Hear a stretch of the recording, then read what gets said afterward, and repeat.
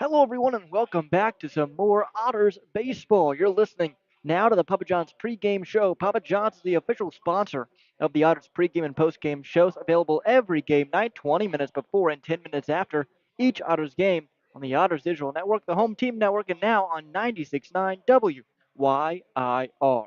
Speaking of the Home Team Network is the exclusive home of every Frontier League game this year. Check out Home Team Network to sign up today and get a front row seat to every Otters game in 2025. I'm Ronald Angel here with you for some more Evansville Otters baseball here for game two of this three-game set up in Avon, Ohio, as the Otters take on the Lake Erie Crushers.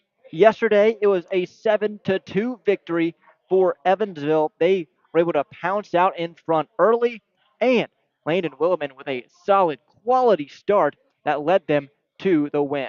We'll walk you through how that one happened real quick. Evansville, two in the second inning. That one came off of a 2 RBI single from Alay Camus. Then in the fourth, Evansville got it started early with Logan Brown hitting a leadoff double, then driven in by Keenan Taylor with a double of his own. Taylor was eventually balked in to score after the Lake Erie pitcher Darian Reagans committed that balk, and Graham Brown would also have an RBI double later in that inning. In the seventh, they scored two thanks to a Logan Brown 2 RBI double. Logan Brown overall 2 for 5 last night, two baggers. Same with Graham Brown. He went 2 for 5 with two doubles as well. Pitching wise, Landon Williman went 6 innings, giving up 6 hits, 2 runs, struck out one, and didn't walk anybody. Believe it or not, last night was the first time here in 2025 that this Otters pitching staff did not allow a walk all night. To close it out, it was Nick McAuliffe. He went 1 inning, gave up a leadoff single, but after that, struck out the side. He looked dominant in his outing yesterday in the bottom of the ninth. Setting the stage for today, we have a new face in this Otters lineup, that being Dennis Pierce. Pierce is batting seventh. He is playing in right field. The right handed hitter is coming fresh off of a season with East Stroudsburg, a Division II school in the Pennsylvania State Athletic Conference. He had quite the year with East Stroudsburg in his final season at the Division II level. In 56 games, he batted .368, an OPS of 1,229, hit 19 homers, 67 ribbies for him, and drew 29 walks en route to a very good season. And he comes in here with a full season of games under his belt, which is really good for new hitters coming into this lineup, as boy, they are going to be facing a tough test here tonight in Anthony Escobar, who is going for Lake Erie. Escobar has been phenomenal. He leads the Frontier League in ERA at a 0.60. That's in 5 starts and 30 innings. He's only allowed 5 runs, only 2 of them earned. He struck out 24, walked 6. So Evansville with a tough test here tonight against a very game Lake Erie team. But if the offense shows up here tonight like they did last night, I have no doubt that they will be able to get the job done. Once again, you're listening to the Papa John's pregame show. Papa John's is the official sponsor of the Otters pregame and postgame shows, available every game night, 20 minutes before and 10 minutes after each Otters game on the Otters Digital Network, the Home Team Network, and now on 96.9 WYIR. When we come back, we'll talk about both starting lineups and a little more about both starting pitchers. You're listening on 96.9 WYIR on the Otters Digital Network. Maintaining our independence becomes more and more vital as we age. Swerka and more can help you navigate this important journey by answering your questions and connecting you to free and unbiased community resources and support services. If you are seeking advice for yourself or a loved one, let Swerka be your first call. More information available at swerka.org or by calling 812-464-7800. Originally opening in 2004, Jacobs Village has been a home for adults with disabilities, giving these great residents a wonderful opportunity to live life just like you and me. Jacobs Village mission is to continue building a safe, walkable neighborhood community where people with disabilities and older adults can find meaningful relationships, affordable and accessible housing, and activities to keep their bodies and minds engaged. We can't wait to have Jacobs Village at the ballpark on July 3rd for our annual Red, White, and Blue Night. More information on this great community partner is available at jacobsvillage.org. For the last 5 years, the Evansville African American Museum and the Evansville Otters have partnered together to offer tickets at no cost for the whole family for the Juneteenth Negro Leagues Baseball Tribute. All are invited to celebrate Juneteenth with us on June 19th for the annual Salute to the Negro Leagues game. Pre-game activities start at 4:30 with first pitch scheduled for 5:05. For information on these tickets, fans can stop by the Evansville African American Museum at 579 Sandra Matthews Way in Evansville or any local Evansville Vanderburgh Public Library. Hello, everybody, and welcome back to the Papa John's pregame show. Papa John's is the official sponsor of the Otters pregame and postgame shows, available every game night, 20 minutes before and 10 minutes after each Otters game on the Otters Digital Network, the Home Team Network, and now on 96.9 WYIR. The Home Team Network is the exclusive home of every Frontier League game this year. Check out Home Team Network to sign up today and get a front row seat to every Otters game in 2025. I'm Riley Angel here with you at Crushers Stadium up here now in beautiful Avon, Ohio, just about 30 minutes outside the Cleveland metro area. Let's take a look at both starting lineups here tonight, starting with the home Crushers of Lake Erie. Leading off for them is newcomer Alex Harrell. He was just signed yesterday, and this will be his first start this season. Jared Watkins, the second baseman, batting second. Burl Dixon in left field, batting third. Cleaning it up, former White Sox Alfredo Gonzalez doing the catching. Vincent Bird Jr. just activated off the 7-day injured list yesterday. Gets the start, batting fifth, playing first base. Then Seth Strong over at the hot corner, batting sixth. Batting seventh, Derek Vegas. He is DHing. Dario Gomez playing center field, batting eighth. And rounding it out, Logan Thomason, the shortstop, pitching. Anthony Escobar for the Crushers. Now for your Evansville Otters, a couple of interesting changes to the lineup here tonight. It starts all at the leadoff spot. JT Benson leading it off, DHing here tonight. He is followed by Graham Brown, the center fielder. Then batting third, Paven Parks over at third base. LJ Jones, who is currently on an 11-game hitting streak, 16-game on-base streak, is cleaning it up and playing first base. Keenan Taylor, the left fielder, is batting fifth. Then Logan Brown catching, batting sixth. Dennis Pierce, the newcomer of this Otters team, is batting seventh, playing right field. Then J.J. Cruz and Alay Camus rounded out at 8 and 9. They play in both middle infield positions. Cruz at second, Camus at short. Pitching today for Evansville is John Beamer. He looks to follow a really good performance from Landon Williman yesterday. And boy, he is going to have himself a dueling partner today in Anthony Escobar, and hopefully he lives up to that task. So far this year, John Beamer has had 5 starts. In each of his last 3 starts, he has given up 3 or more runs. Against Schaumburg in a no decision, he gave up 8. And then the next one against Schaumburg in a loss, he gave up 7. But against Mississippi last week, he was a lot better. In 5 innings, gave up 2 earned runs, struck out 7, and did not walk anybody in an Otters win. And to be honest, Schaumburg, one of the better offensive teams in the Frontier League, so nothing to hang your hat on those 2 starts against Schaumburg, and hopefully tonight we see the version of John Beamer that we've seen other than against Schaumburg. Against Gateway, he only gave up 3 runs and 4 and a third. First time against Mississippi, he only gave up 3 runs in 5 innings. So he has the stuff to do it, and here today against a scuffling Lake Erie team, he looks to have a really good day. We take a look around the Frontier League here tonight, starting with the all-important Central Division. Washington is in first place in the Central at 15 and 11. They won yesterday. Lake Erie in second at 13 and 13, 2 games back. Evansville just 1 game back of Lake Erie at 12 and 14, 3 games back in total. Florence 11 and 16. They are 4.5 games back of first place.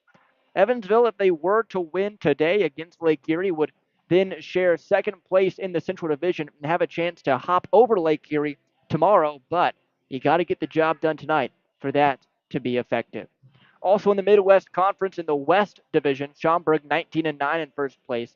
Gateway 16-12, 3 games back.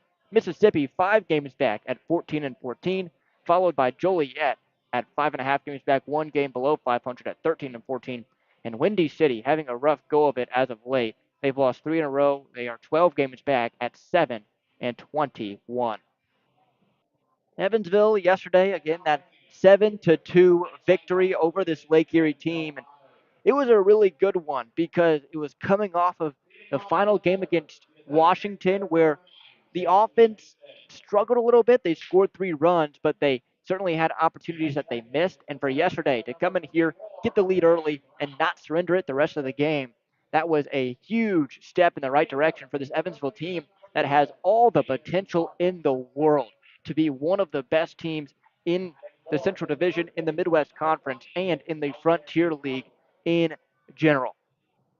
A couple of players I want to point out are JT Benson, LJ Jones, and Keenan Taylor. Keenan Taylor, 5 home runs on this team. I think if you ask anybody around the Evansville area if Keenan Taylor is going to hit 5 home runs in the first month of the season, they wouldn't have said yes, but he has come in here and proved that he is one of the best hitters on this team and night in, night out, gets the job done. He is currently riding an 11-game on base streak himself, and hopefully will be able to extend that throughout tonight's contest. LJ Jones mentioned him earlier when we were reading off the lineups. 11 games straight with a hit, 16 games straight getting on base. Reached all 5 times yesterday, went 2 for 2 with 3 walks. He's currently hitting 340, 11 RBI, 4 double, has walked 11 times. Coming off of that ankle injury where he missed a couple of days, nothing too serious, it was really good to see him in the lineup yesterday.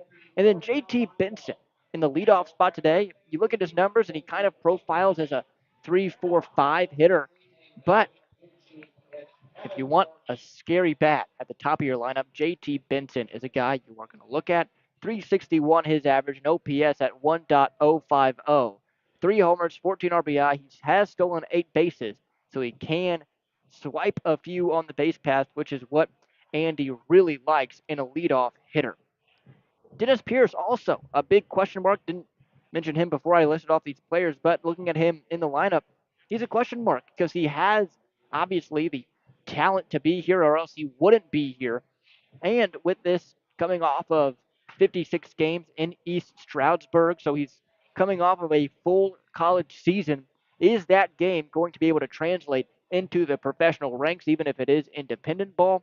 Because the numbers just straight up on paper look really good. As mentioned, 19 homers, 67 RBI, 471 the on base, a slug of 758. He looks like he can be a real problem for opposing pitching if he gets hot, and hopefully he does, because Evansville down at the bottom of the lineup would really like to see a guy that pops up, pops out when you look at a stat sheet. Keenan Taylor has been that guy, but with his performance, he has been slotted up now, hitting fifth, and in the last couple of games, other than yesterday, has been hitting in that middle of the order 4, 5, 6 spot for him. So he has earned his way up the lineup card, and if Dennis Pierce can go down there in that 7 hole and produce as much as someone like Keenan Taylor has this year, boy, it's going to be hard to beat this Evansville team without really good pitching. When we come back, first pitch here in Avon, Ohio. You're listening on 96.9 WYR and the Otters Digital Network. For the last 5 years, the Evansville African American Museum and the Evansville Otters have partnered together to offer tickets at no cost for the whole family for the Juneteenth Negro Leagues Baseball Tribute. All are invited to celebrate Juneteenth with us on June 19th for the annual Salute to the Negro Leagues game. Pre-game activities start at 4:30 with first pitch scheduled for 5:05. For information on these tickets, fans can stop by the Evansville African American Museum at 579 Sandra Matthews Way in Evansville or any local Evansville Vanderburgh Public Library. Right now in Vanderburgh County, over 800 children are in the child welfare system waiting for someone to be their voice, and you could be that voice by becoming a court-appointed special advocate, a CASA volunteer. Donating just a few hours a month of your time can change a child's life forever. Vanderburgh County CASA invites you to join them. Stand up, speak out, be for the child, be a CASA. For more information, visit vandcasa.com. That's VAND CASA.com. Ballet Indiana is made up of local ballet professionals, dedicated parents, and community members in order to provide unique and life enriching experiences for hundreds of young dancers while carrying out their mission to inspire a lifelong appreciation for dance for both our dancers and the Evansville community. More information on Ballet Indiana and information about their upcoming performances is available at balletindiana.org. Maintaining our independence becomes more and more vital as we age. Swerka and More can help you navigate this important journey by answering your questions and connecting you to free and unbiased community resources and support services. If you are seeking advice for yourself or a loved one, let Swerka be your first call. More information available at swerka.org or by calling 812 464 7800. Originally opening in 2004, Jacobs Village has been a home for adults with disabilities, giving these great residents a wonderful opportunity to live life just like you and me. Jacobs Village mission is to continue building a safe, walkable neighborhood community where people with disabilities and older adults can find meaningful relationships, affordable and accessible housing, and activities to keep their bodies and minds engaged. We can't wait to have Jacobs Village at the ballpark on July 3rd for our annual Red, White, and Blue Night. More information on this great community partner is available at jacobsvillage.org. For the last 5 years, the Evansville African American Museum and the Evansville Otters have partnered together to offer tickets at no cost for the whole family for the Juneteenth Negro Leagues Baseball Tribute. All are invited to celebrate Juneteenth with us on June 19th for the annual Salute to the Negro Leagues game. Pre-game activities start at 4:30 with first pitch scheduled for 5:05. For information on these tickets, fans can stop by the Evansville African American Museum at 579 Sandra Matthews Way in Evansville or any local Evansville Vanderburgh Public Library. Right now in Vanderburgh County, over 800 children are in the child welfare system waiting for someone to be their voice, and you could be that voice by becoming a court-appointed special advocate, a CASA volunteer. Donating just a few hours a month of your time can change a child's life forever. Vanderburgh County CASA invites you to join them. Stand up, speak out, be for the child, be a CASA. For more information, visit vandcasa.com. That's VAND CASA.com. Ballet Indiana is made up of local ballet professionals, dedicated parents, and community members in order to provide unique and life enriching experiences for hundreds of young dancers while carrying out their mission to inspire a lifelong appreciation for dance for both our dancers and the Evansville community. More information on Ballet Indiana and information about their upcoming performances is available at balletindiana.org. Maintaining our independence becomes more and more vital as we age. Swerka and More can help you navigate this important journey by answering your questions and connecting you to free and unbiased community resources and support services.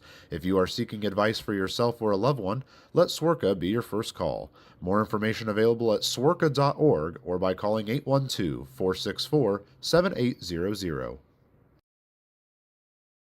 Originally opening in 2004, Jacobs Village has been a home for adults with disabilities, giving these great residents a wonderful opportunity to live life just like you and me. Jacobs Village mission is to continue building a safe, walkable neighborhood community where people with disabilities and older adults can find meaningful relationships, affordable and accessible housing, and activities to keep their bodies and minds engaged. We can't wait to have Jacobs Village at the ballpark on July 3rd for our annual Red, White, and Blue Night. More information on this great community partner is available at jacobsvillage.org. National anthem just concluding here in Avon, Ohio, and the Crushers have taken the field here in this top half of the first inning. The first inning. Anthony Escobar is out and pitching here for this Crushers team. Boy, he has been so good this year for Lake Erie. In 5 starts, he is 3-0 with a .6 ERA. And I mean, he's just one of those guys where you look at the numbers and it's eye popping. But from talking a bit to people around this organization, the reason he's still in the Frontier League is the stuff doesn't pop out at you when you watch him pitch.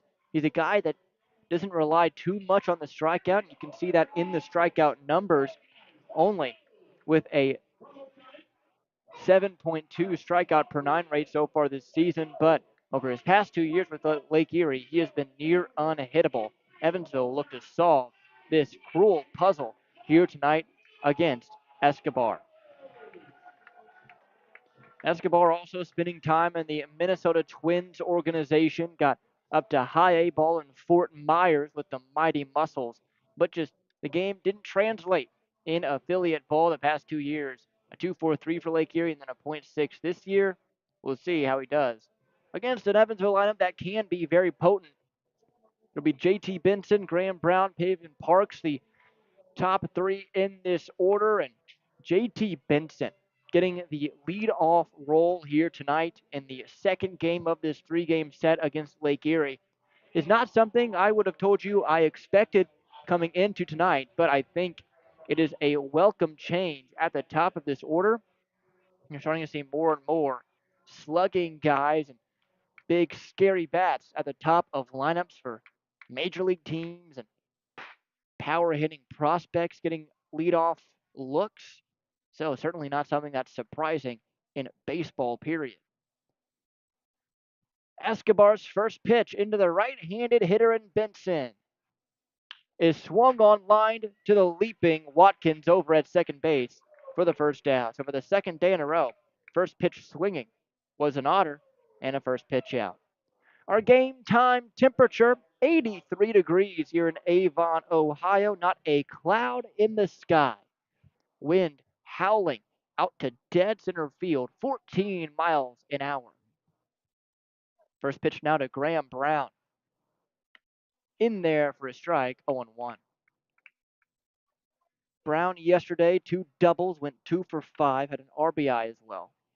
Escobar kicks back and fires for a strike, 0-2. Escobar with his side facing the batter, so an abbreviated windup for him. Kicks and lets the 0-2 fly. Swung on, fouled right back. That's our first overhead foul ball of the evening. Never mind, it's catcher's interference on Alfredo Gonzalez. So how about that? I feel like we've seen that a lot. That's the third time we've seen catcher's interference this season already.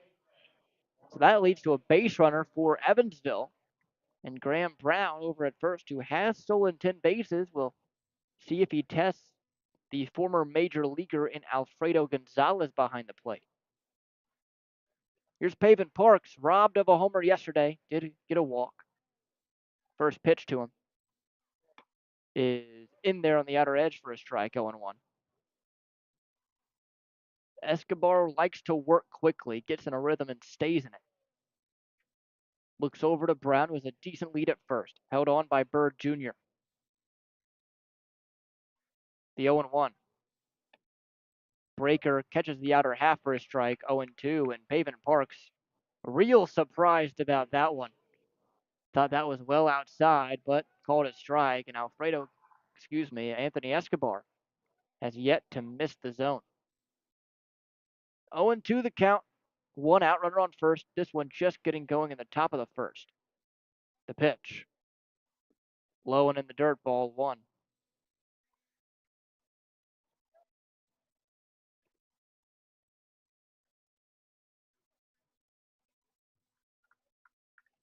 Evansville looking to tie Lake Erie for second place with a win tonight. As the 1-2 pitch is made over to first. Back with a slide is Graham Brown. Defense behind Escobar. In left field is Burl Dixon. Center is Dario Gomez.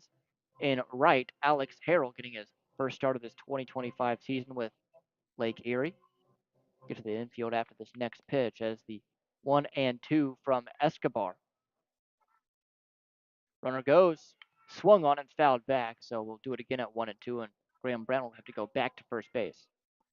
In the infield at third base, Seth Strong, Logan Thomason at shortstop, Jared Watkins over at second, and then Vincent Bird Jr. at first base. Alfredo Gonzalez behind the plate. That pitcher-catcher battery brought to you by The answer, Auto Repair East, located at 2319 North Green River Road, or call at 812-475-9000. The 1 and 2 again to Paven Parks from Escobar. Called strike 3, outer half. So about an inch and a half or two seems will be given on the outer half of the plate to left-handers.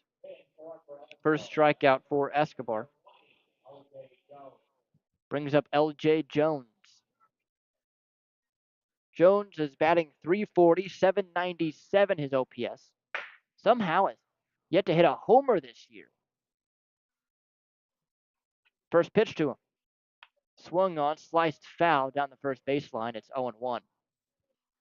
You see this guy hit in the cage and during batting practice? There is pop in that bat, but hasn't gotten that right combination yet in a game situation.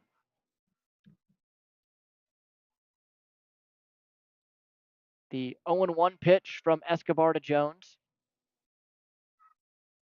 Throw back over to first, real close, but back with a dive is Graham Brown. So Escobar with a nice pickoff move, at least showing it early. Graham Brown with a bit of a smaller lead over at first now, and with 2 away, you really don't want to get picked off. The 0-1, runner goes down in the dirt. Alfredo Gonzalez throw down to second base, not in time. 11th stolen base of the year for Graham Brown. Puts a runner in scoring position for now L.J. Jones. Jones trying to collect his 12th RBI of the season. Infield straight up, same with the outfield. Maybe playing a little deeper than usual out to left. The 1-1. Swung on, line drive, slicing down the right field line. That's going to get down for a base hit. It's going to roll all the way to the corner. 1 run is in. Jones hustling to second. He's in there standing with a 2-out RBI double.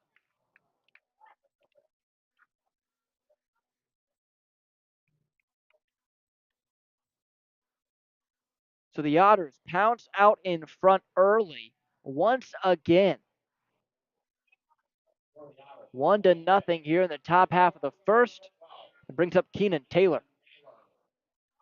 Keenan Taylor has been the king of 2-out RBIs so far this year for Evansville. As Escobar sets and out of the stretch, the first pitch to Taylor.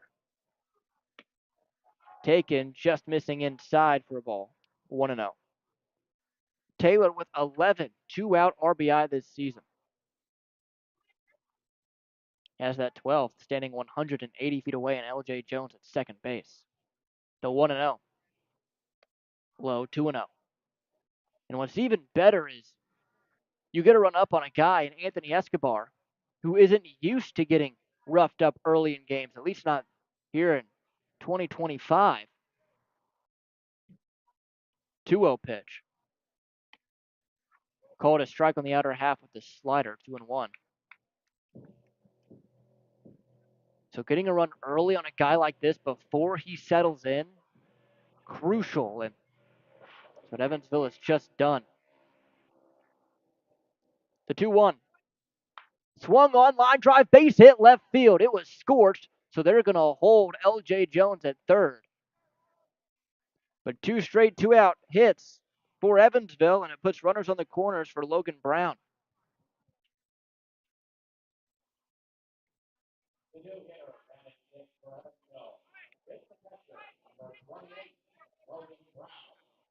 Brown, 2 doubles yesterday, a pair of RBI.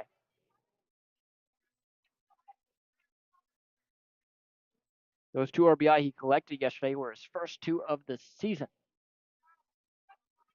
Runners on the corners, 2 away. Taylor, a decent lead at first. The pitch. In there for a strike on the down and away corner, 0-1. 325 down the lines here at Crusher Stadium, 400 to dead center. Wind blowing straight out, so maybe playing a little shorter than usual today. As the 0-1 pitch. Runner takes off, swung on, line drive, and twisting foul down the right field line, gets into the bullpen area.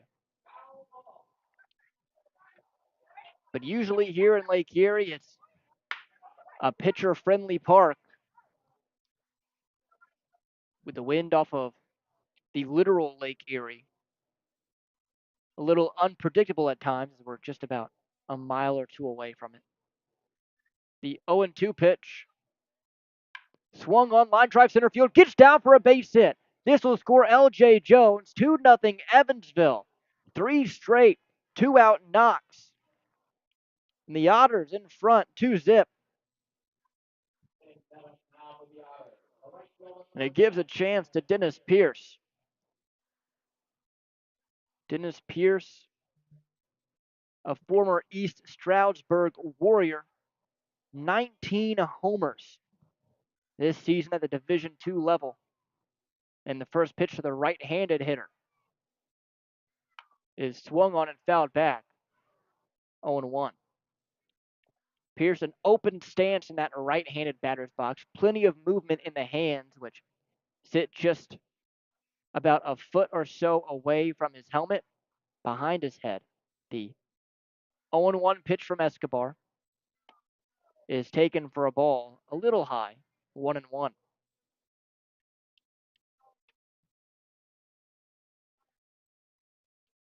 Otters all over Escobar in this first inning. 2-0 on 3 hits, all 3 with 2 outs. The 1-1. Swung on and missed right through the high fastball, 1-2.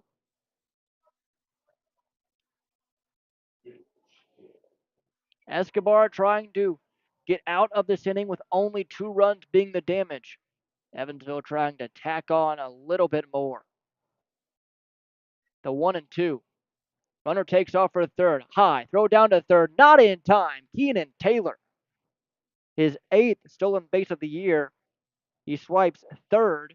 And now runners on the corners with 2 away and a 2-2 count to Dennis Pierce.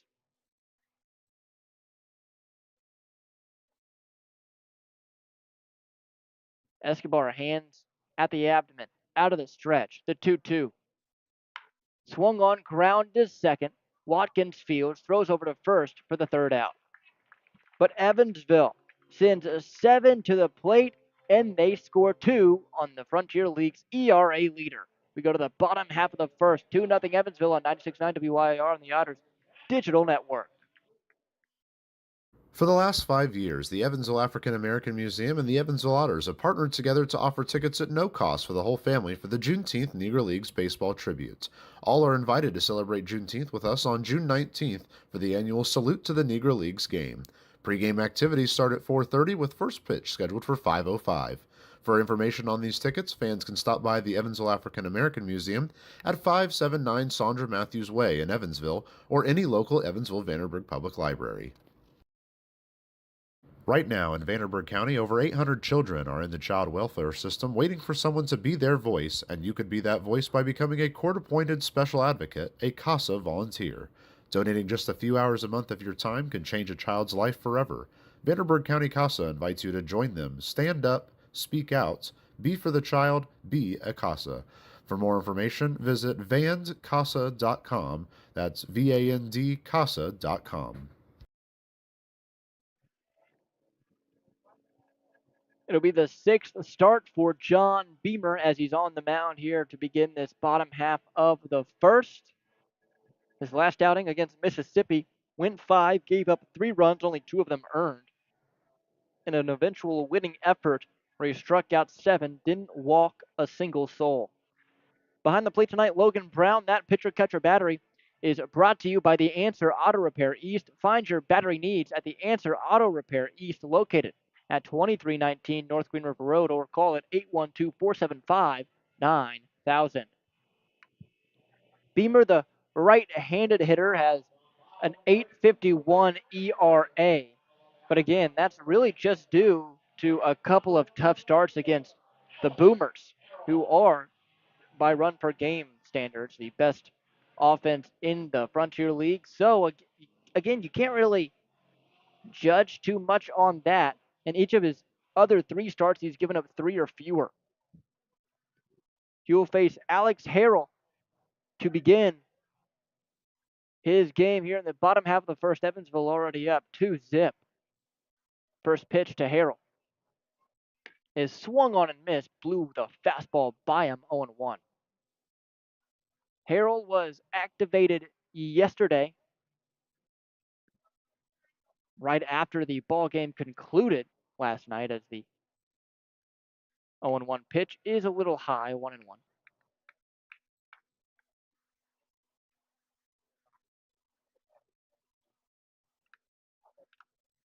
Harrell in 2024 with the Madison Mallards, as the 1-1 pitch is inside and hits him. So he'll get on base via a hit by pitch to begin this bottom half of the first inning. He hit 263, hitting 2 homers, 21 RBI. That was in the Northwoods League.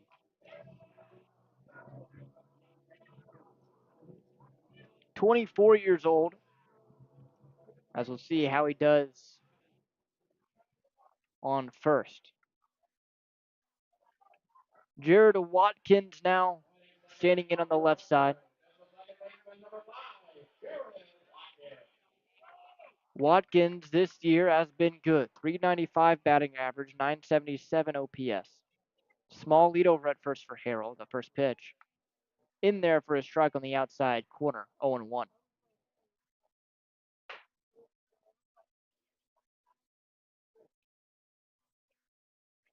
Beamer looks in, hands belt high now. Out of the stretch.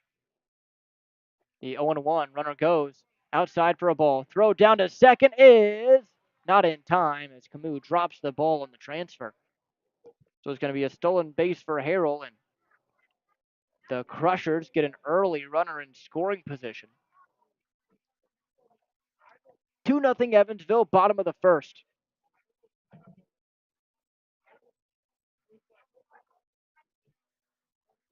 Beamer, the 1-1.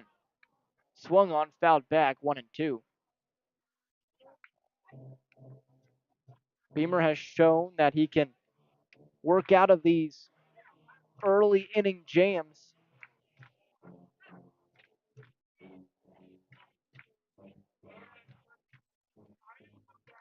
Watkins, left-handed hitter, awaits the 1-2 pitch. Swung on, high pop up, and foul over our heads. That overhead foul ball brought to you by Heads Construction. Choose the best, never regret it.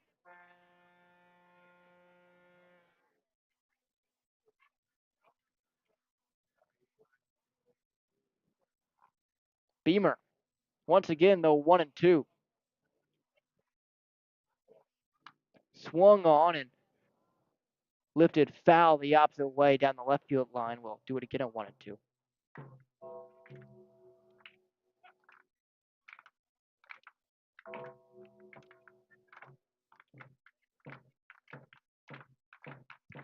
Beamer once again sets, and once again, the 1-2 here in this bottom of the first.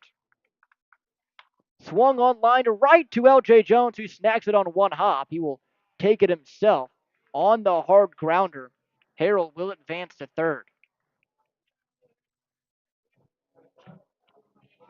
That one, a quickly sinking line drive down the first base line.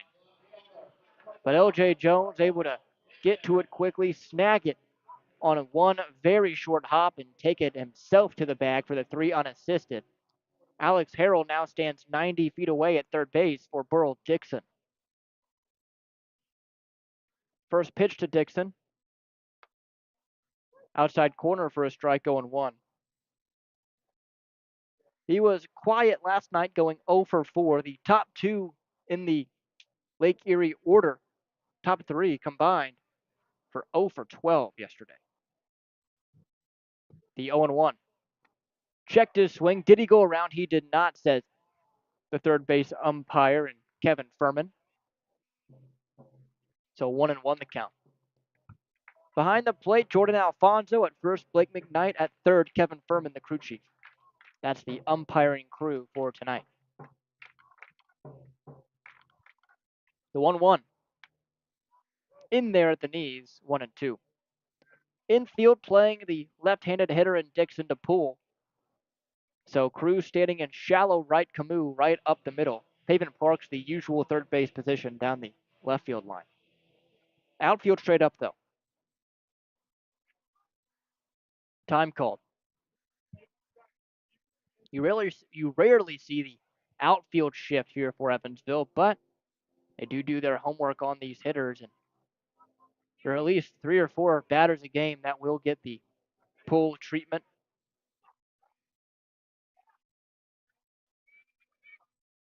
A ball, 2 strikes, one away. Runner on third base here in this bottom of the first. 2-0 Otters. The pitch. Swung on and missed. Strike 3. John Beamer with his first German American Bank strikeout tonight. And now Alfredo Gonzalez will hit with 2 away.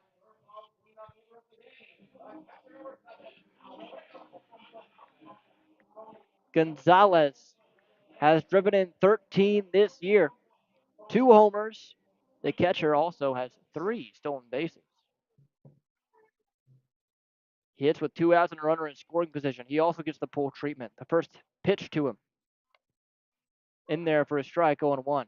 He's a right-handed pull hitter, so Camus is playing in shallow left. His heels on the outfield grass, or outfield green turf, I guess you could say, here in Lake Erie. J.J. Cruz up the middle. L.J. Jones off of first base, so a big hole down the right field line. The 0-1. Swung on and foul tipped at the plate, 0-2.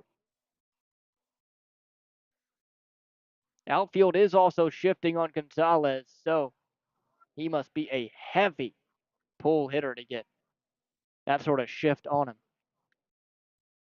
0-2 the count, runner on third base. Beamer trying to work through a leadoff hit by pitch. He sets, looks towards Harrell at third. Out of the stretch, the 0-2.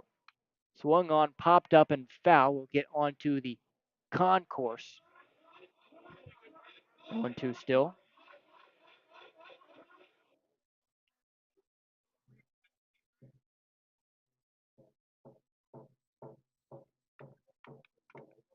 Beamer once again out of the stretch, the 0-2 to Gonzalez. Swung on, soft grounder to short. Camus fields, throws over to first in time for the out. So after a leadoff hit by pitch, John Beamer locks in and gets the next 3 in order. We go now to the top half of the second, 2-0 Evansville on the Otters Digital Network and on 96.9 WYIR. Ballet Indiana is made up of local ballet professionals, dedicated parents, and community members in order to provide unique and life enriching experiences for hundreds of young dancers while carrying out their mission to inspire a lifelong appreciation for dance for both our dancers and the Evansville community. More information on Ballet Indiana and information about their upcoming performances is available at balletindiana.org. Maintaining our independence becomes more and more vital as we age. Swerka and More can help you navigate this important journey by answering your questions and connecting you to free and unbiased community resources and support services. If you are seeking advice for yourself or a loved one, let Swerka be your first call. More information available at swerka.org or by calling 812-464-7800. Originally opening in 2004, Jacobs Village has been a home for adults with disabilities, giving these great residents a wonderful opportunity to live life just like you and me. Jacobs Village mission is to continue building a safe, walkable neighborhood community where people with disabilities and older adults can find meaningful relationships, affordable and accessible housing, and activities to keep their bodies and minds engaged. We can't wait to have Jacobs Village at the ballpark on July 3rd for our annual Red, White, and Blue Night. More information on this great community partner is available at jacobsvillage.org.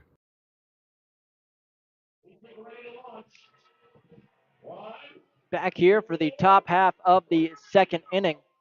Evansville up 2-0 after 3 straight 2-out hits in the first. Allowed 2 to score, that off the bat of L.J. Jones with an RBI double and Logan Brown an RBI single. The Otters sent 7 to the plate in that first inning, so it'll be J.J. Cruz and Alay Camus, followed by J.T. Benson here in this second. The first pitch to Cruz. Swung on, grounded hard to first, fielded by Bird Jr., who takes it himself for the out, 1 away. We've seen the Otters be very aggressive here these past couple of games on the first pitch. We saw it yesterday. Here tonight, I know we're only in the second inning with 1 out, but 8 batters in. Seems the strategy's the same as Alay Camus takes the first pitch for a strike, 0-1. Which, when you're scoring like Evansville is, no need to change. 0-1 pitch. Thought about it, but Camus spat on it low, 1-1.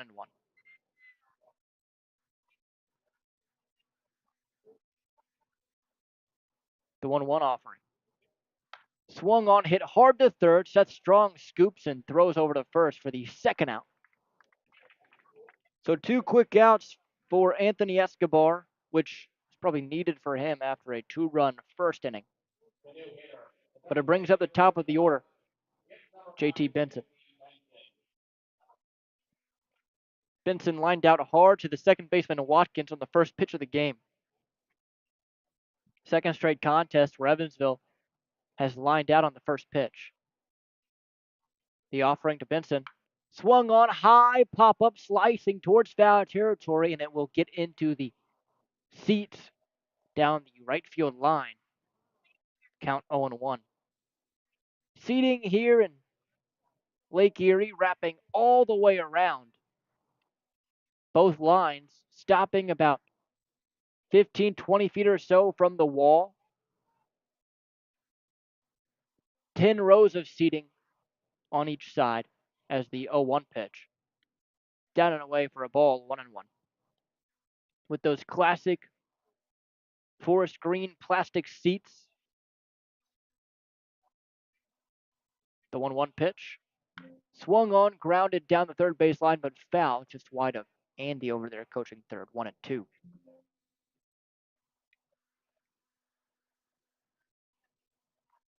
A ball, 2 strikes, 2 outs. Escobar looks into the catcher and Gonzalez.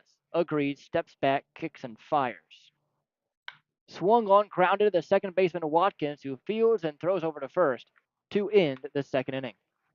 So 1-2-3 go the Otters here in this top half of the second. They still lead it, though, 2-0 here on 96.9 WYAR on the Otters Digital Network. For the last 5 years, the Evansville African American Museum and the Evansville Otters have partnered together to offer tickets at no cost for the whole family for the Juneteenth Negro Leagues Baseball Tribute.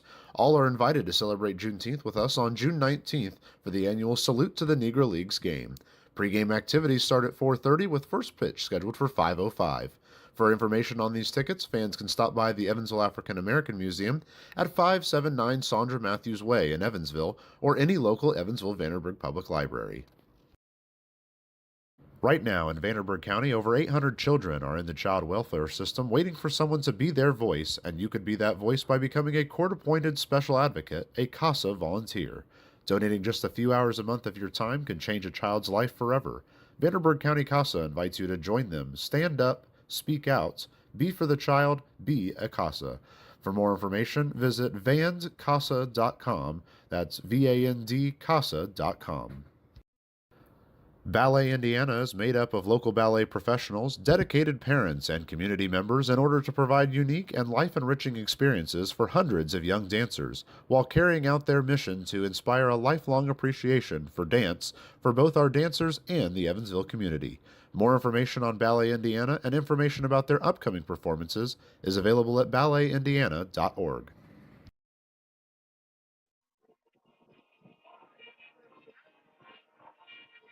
John Beamer back on the mound here in this bottom of the second. He will face Vincent Bird Jr., Seth Strong, and Derek Vegas. Vincent Bird Jr., the first baseman today, was activated off the 7-day injured list last night. He's only played 3 games this year, and in those 3 games, he is 0 for 11 with only 1 time on base, that being via a walk. So we'll see how it translates after him being out for a couple of weeks. First pitch is outside, 1-0. Big, tall guy, as most first basemen are. Beamer, the 1-0 pitch. Fouled back. It's 1-1. Stands 6 feet 7 inches tall, 270 out of Sacramento, California. So yeah, that's a big human being. 1-1 pitch. Left outside, 2-1. The outside edge seems to be a bit of a question mark so far, especially to right-handed hitters.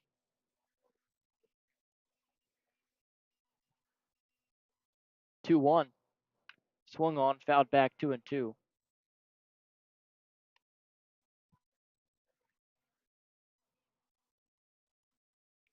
Infield playing Bird to Poole, not as heavily. Cruz in shallow right, Camus at the traditional shortstop position. Outfield straight up, a little deeper than usual, but nothing crazy. As Bird steps right back in on the left-handed side, a big exhale, and Beamer begins his wind for the 2-2. Outside, we'll have a payoff pitch. No, it's very quiet here in Lake Erie. Notice that last night is the 3-2, down and in for a ball. It's going to be a leadoff walk. Last night, not much going on by the way of activity in the ballpark. A little more people here tonight, but still quiet as a mouse, it seems like. Here's Seth Strong.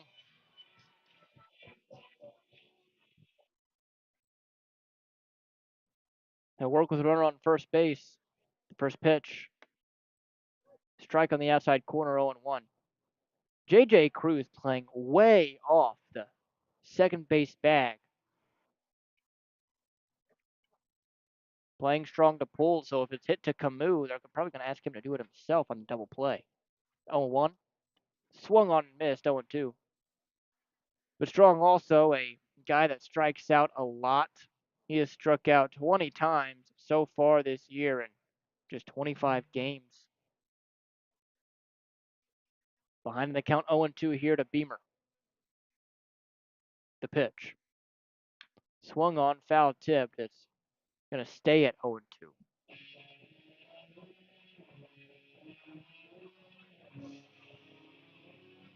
Evansville would really like to win this one. It would be their first road series win of the year.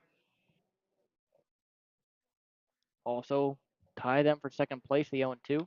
Swung on, fouled right at the plate again. So count stays at 0-2. Also, this Lake Erie team has been really struggling recently.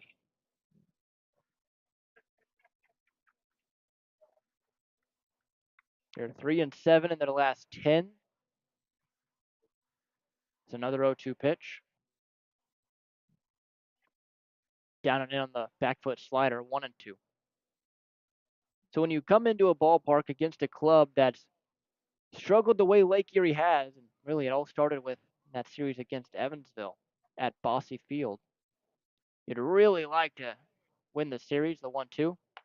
Up and in made him limbo, 2-2. So good at bat here from Seth Strong.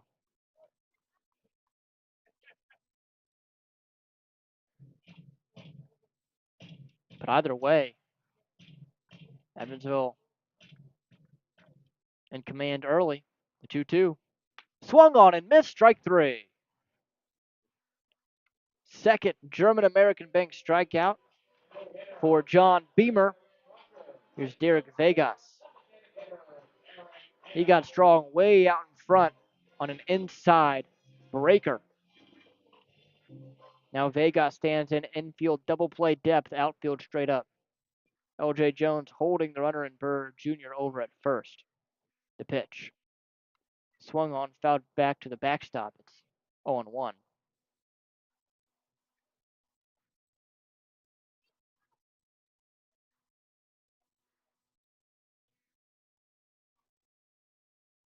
Vegas this year, 350 the average, 781 the OPS.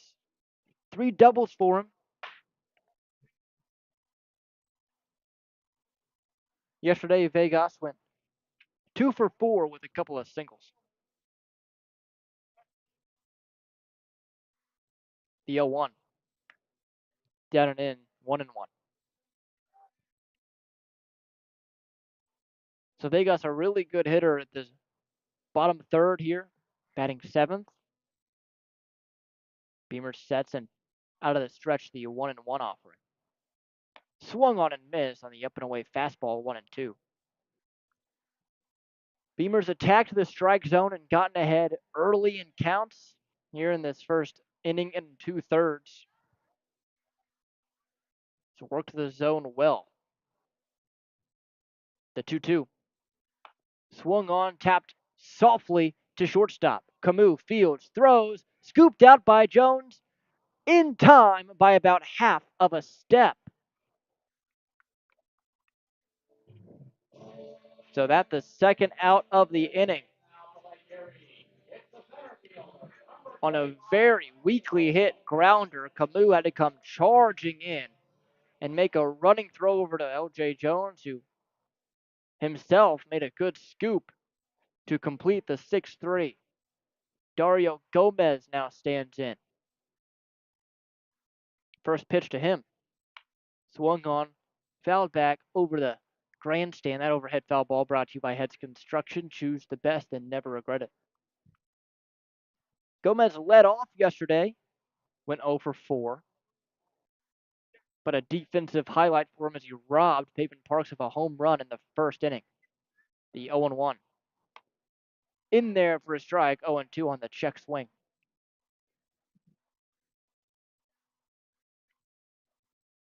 Runner is now at second base after that ground out. So runner on second here in the bottom half of 2. No balls, 2 strikes to Gomez, 2 away. 2-0 Otters. Long shadow behind Beamer, who sets and out of the stretch the pitch. Swung on, line drive, base hit into left field. Taylor cuts it off. He's going to come up firing to home. Cut off by Parks. The throw in is getting away from the catcher in Brown. That allows the runner to scoot into second base. So that will likely go down as an RBI single plus an error on Pavin Parks. So an RBI single and a throwing error is how they're going to score it. And now it's Logan Thomason as the lead has been cut to 2-1. Evansville still in front and Beamer still a chance to get out of the inning with the lead intact. Small lead at second for Gomez. And the first pitch here to Thomason is outside for a ball on the slider, 1-0. They had the runner in Bird Jr. dead to rights going home, but a wide throw allowed him to score and the runner to get to second. The 1-0 pitch. Outside, 2-0. So an error apiece for this squad. Obviously, the error for Lake Erie, the catcher's interference. Well, not obviously, because it's not. It's one of those plays that don't see too often, so you don't need to score too often. 2-0 pitch.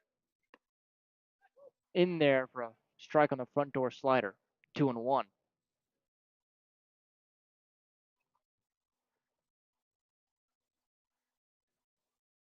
Thomason, the Crushers shortstop, has struggled. 205 his average. A little bit of pop he can run into some. He has 2 homers, 11 RBI. The 2-1. Low, 3-1. You would really like to get this 9th guy out and definitely not allow him on to the free pass to prevent the top of the lineup from coming around to bat here in the second inning. 2-1 Evansville, bottom of the second. The 3-1 pitch. Bullseye, 3-2.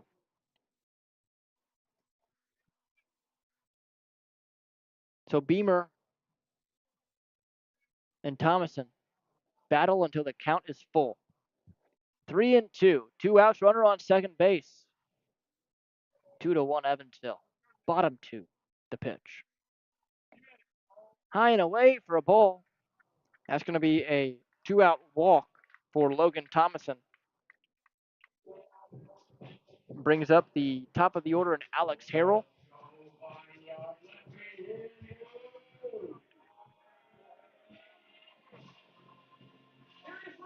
Meeting on the mound between Brown and Beamer as it quickly concludes. Runners now on first and second with two away. A one-run lead for Evansville at 2-1.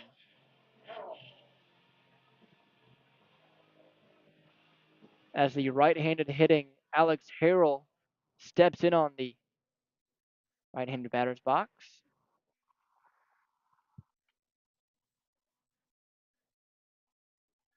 Beamer, the first pitch to him, is swung on and tapped softly to second, just past the diving glove of L.J. Jones, and it caroms off of Jones's glove into shallow right. That's going to score a run. So 2-2. They'll call that a single.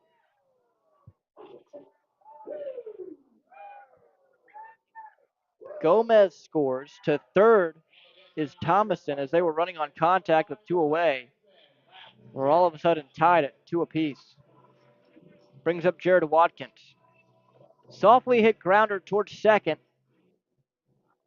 Jones dove for it, just out of his reach, off of the tip of his glove into shallow right field, past the glove of J.J. Cruz.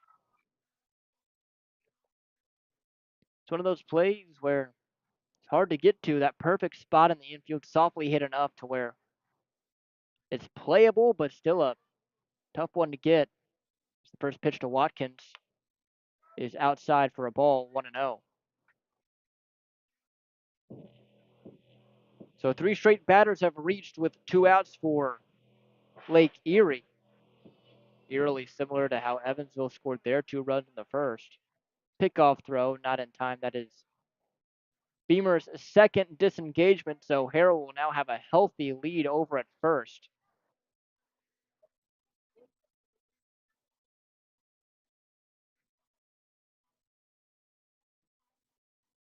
The pitch here to Watkins. Runner goes. Grounded to second. Cruz fields. Throws over to first for the third out. So Lake Erie scores two on a couple of hits. They leave two base runners on. We now go to the top of the third, knotted up at two apiece here on 96.9 WYR on the Otters Digital Network. Maintaining our independence becomes more and more vital as we age. Swerka and More can help you navigate this important journey by answering your questions and connecting you to free and unbiased community resources and support services. If you are seeking advice for yourself or a loved one, let Swerka be your first call. More information available at swerka.org or by calling 812-464-7800. Originally opening in 2004, Jacobs Village has been a home for adults with disabilities, giving these great residents a wonderful opportunity to live life just like you and me. Jacobs Village mission is to continue building a safe, walkable neighborhood community where people with disabilities and older adults can find meaningful relationships, affordable and accessible housing, and activities to keep their bodies and minds engaged. We can't wait to have Jacobs Village at the ballpark on July 3rd for our annual Red, White, and Blue Night. More information on this great community partner is available at jacobsvillage.org. For the last 5 years, the Evansville African American Museum and the Evansville Otters have partnered together to offer tickets at no cost for the whole family for the Juneteenth Negro Leagues Baseball Tribute. All are invited to celebrate Juneteenth with us on June 19th for the annual Salute to the Negro Leagues game. Pre-game activities start at 4:30 with first pitch scheduled for 5:05. For information on these tickets, fans can stop by the Evansville African American Museum at 579 Sandra Matthews Way in Evansville or any local Evansville Vanderburgh Public Library. Top of the third, here's Graham Brown. He reached and eventually scored after catcher's interference. Did have a stolen base on that trip around the bases. He faces Escobar for the second time. Escobar worked a quick 1-2-3 inning after giving up two in the first. Pitch to Brown is in there for a strike, 0-1.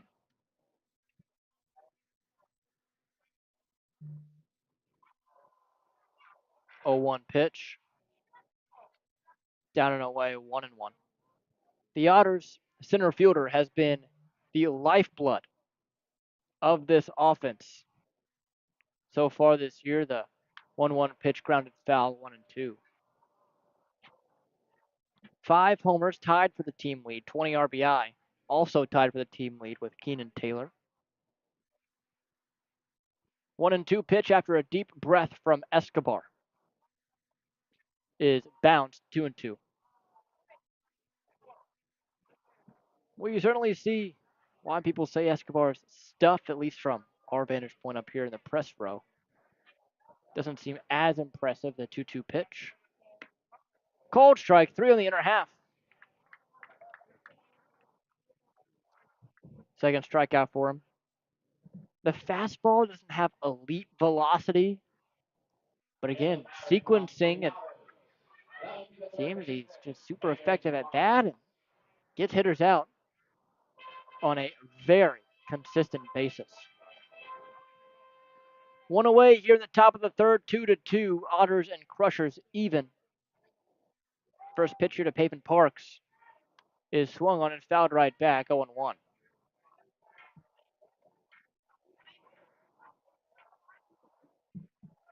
Lake Erie at 500 at 13-13. Evansville 12-14 coming into play today. The 0-1 pitch, low 1-1. Evansville has been at 500 this year, has yet to surpass 500.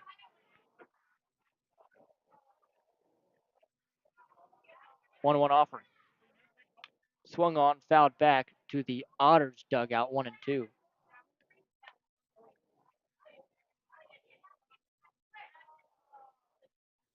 Pavin will take his time here.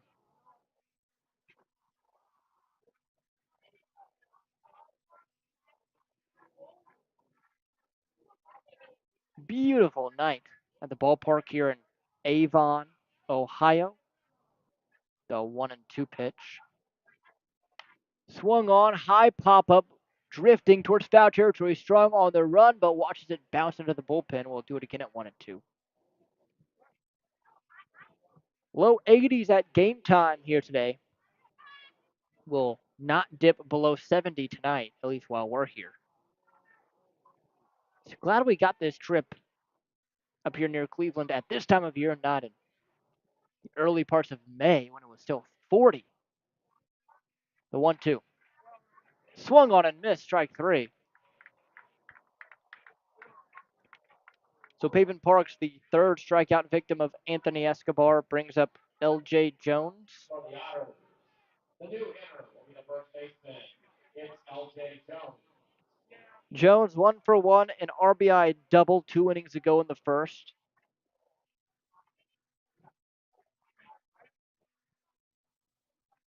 The first pitch he sees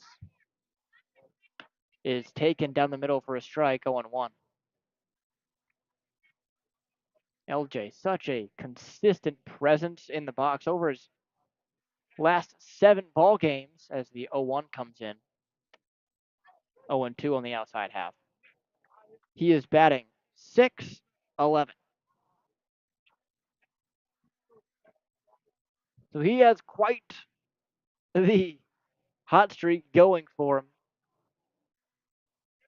One of those guys where once he gets hot, he's not going to slow down. 0-2 the count. The pitch. Cold strike 3. Fourth strikeout for Escobar as he strikes out the side here in the third. We now go to the bottom of the third, 2-2 here on 96.9 WYR and the Otters Digital Network. Right now in Vanderburgh County, over 800 children are in the child welfare system waiting for someone to be their voice, and you could be that voice by becoming a court-appointed special advocate, a CASA volunteer. Donating just a few hours a month of your time can change a child's life forever. Vanderburgh County CASA invites you to join them. Stand up, speak out, be for the child, be a CASA. For more information, visit vandcasa.com. That's VAND-CASA.com. Ballet Indiana is made up of local ballet professionals, dedicated parents, and community members in order to provide unique and life-enriching experiences for hundreds of young dancers, while carrying out their mission to inspire a lifelong appreciation for dance for both our dancers and the Evansville community. More information on Ballet Indiana and information about their upcoming performances is available at balletindiana.org. Maintaining our independence becomes more and more vital as we age. Swerka and More can help you navigate this important journey by answering your questions and connecting you to free and unbiased community resources and support services. If you are seeking advice for yourself or a loved one, let Swerka be your first call. More information available at swerka.org or by calling 812 464 7800.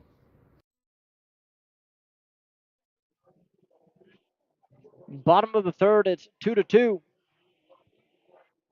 A two-run second inning for the Crushers after the Otters pounced for two in the top half of the first. After that struggle in the first inning, Escobar has been locked down these past two innings. Beamer looking to match that here against Burl Dixon, Alfredo Gonzalez, and Vincent Bird Jr., the three due up. He's looked good, Beamer has. Again, that two-run bottom of the second to the first pitch into Dixon is just outside for a ball, 1-0. The run scored after an error by Paven Parks. 1-0 pitch. Swung on, line drive down the right field line. Back to it is Pierce, but it bounces off the wall. That will hold the runner at first base. So a loud, long single after that ball was smashed over the head of Pierce and off the very top of the wall.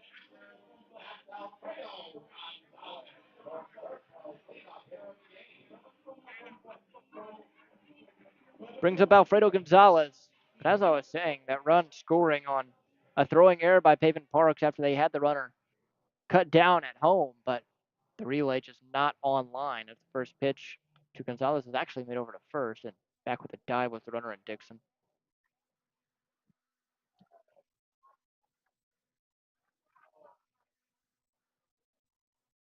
Beamer looking back towards Dixon at first as decent lead. The pitch. Places down a bunt does Gonzalez, but right up into the air and behind him 0-1. Interesting. I mean, you see it a lot more here in the Frontier League, but having your cleanup hitter bunt with the runner on and nobody out. You understand the thinking, put the runner in scoring position, but there's a reason you have this guy in the cleanup spot. The 0-1 swung on, line drive, and it's going to split the gap in left center and bounce all the way up to the wall. Dixon is hustling. He's going to be sent home around third. Into second is Gonzalez. The relay throw not nearly in time. Gonzalez trying to take third. Was he greedy? He was not. He slides around the tag from Paven Parks.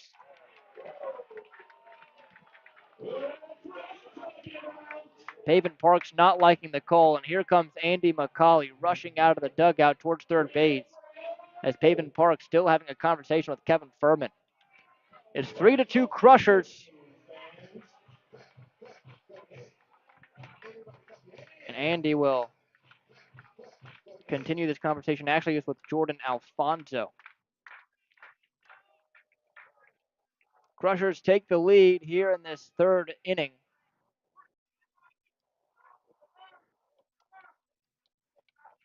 Gonzalez standing on third with a RBI triple. The throw beat him, but Alfredo Gonzalez with a nifty slide around the tag of Paven Parks, and he's safely in there. 3-2 Crushers, bottom of the third, still nobody out. Runner on third base. Vincent Bird Jr., the batter.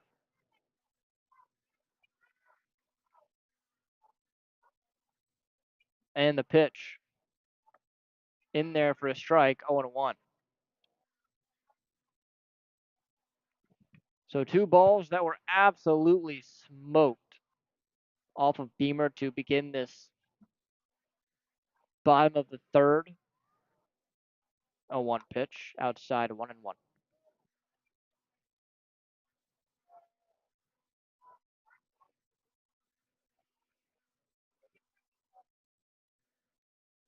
Beamer looks at Alfredo Gonzalez at third base, now to the batter, now to the stretch of the pitch. Swung on, fouled back, 2 strikes on him now, 1-2.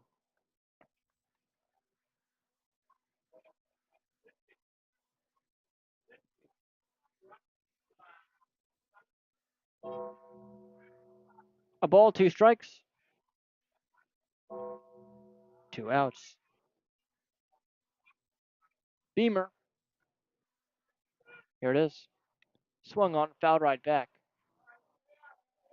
We'll do it again. So the Crushers score in each of the last 2 innings. 2 in the second, now 1 here in this third.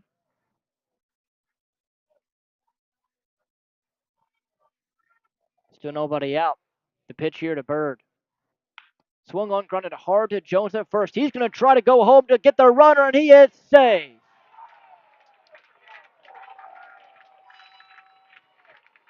The throw was just a little high, so Logan Brown couldn't apply the tag.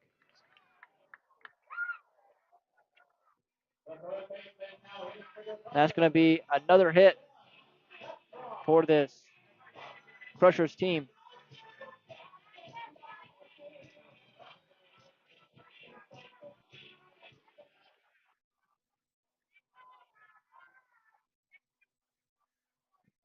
Seth Strong stands in. Seth Strong 0 for 1 with a strikeout. The pitch.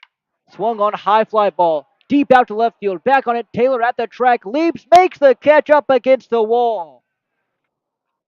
Back to first is Vincent Bird. And that one just barely staying in the yard thanks to a Keenan Taylor leaping grab at the fence.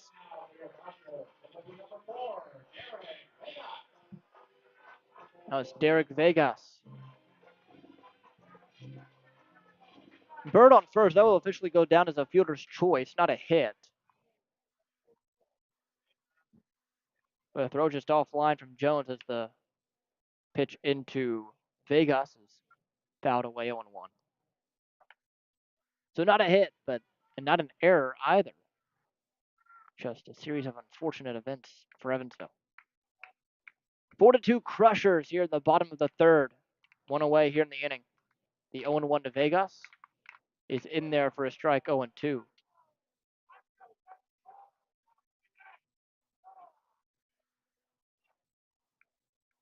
Inner half to righties, outer half to lefties has been generous tonight. Both sides having to fight through it.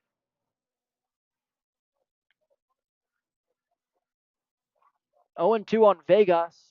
1 away, bottom of the third. 4-2 Crushers, runner on first. The pitch. Swung on and missed, strike 3. A wipeout slider. Down and out of the zone. Got Vegas swinging. Third German American Bank strikeout for Beamer. Here's Dario Gomez. Singled in the second. That came with an RBI. The right-handed hitter looks to extend this third inning for the Crushers. The first pitch to him. Outside for a ball, 1-0. So a long single, a triple, and then a errant fielder's choice is how the Crushers got their 2 runs here in this inning. It's 4-2 Lake Erie, bottom 3. 1-0 pitch to Gomez. Low, 2-0. So whatever Lake Erie has seen here the second time through has been effective against Beamer. There is starting to be some action in Evansville's bullpen. The pitch. Swung on, line drive, base hit, left field. Cutting it off is Taylor. Runner will stay at second base and Bird. The third hit of the inning for Lake Erie brings up Logan Thomason.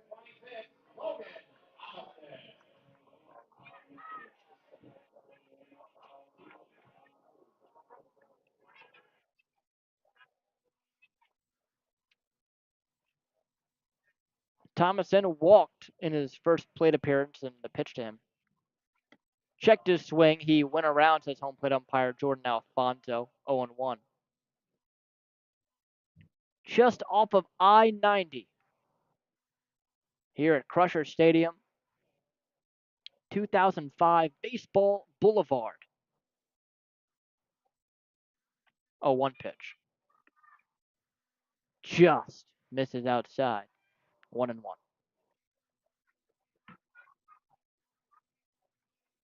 Out in the outfield, a large mound of grass just beyond the left field fence. Then a lot of field to right center down the right field line. The 1-1, low 2-1. The highway stretching diagonally across the field to outside the right side of the park.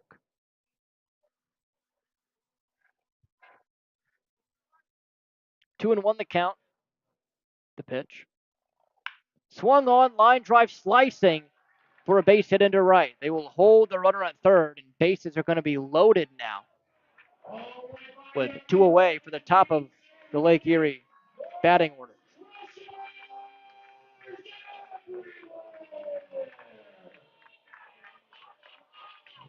Alex Harrells now stands in 1-for-1, hit by a pitch and an RBI single today. Here comes Max Peterson to talk to his starter and Beamer. We'll see if this is a change, and it will be.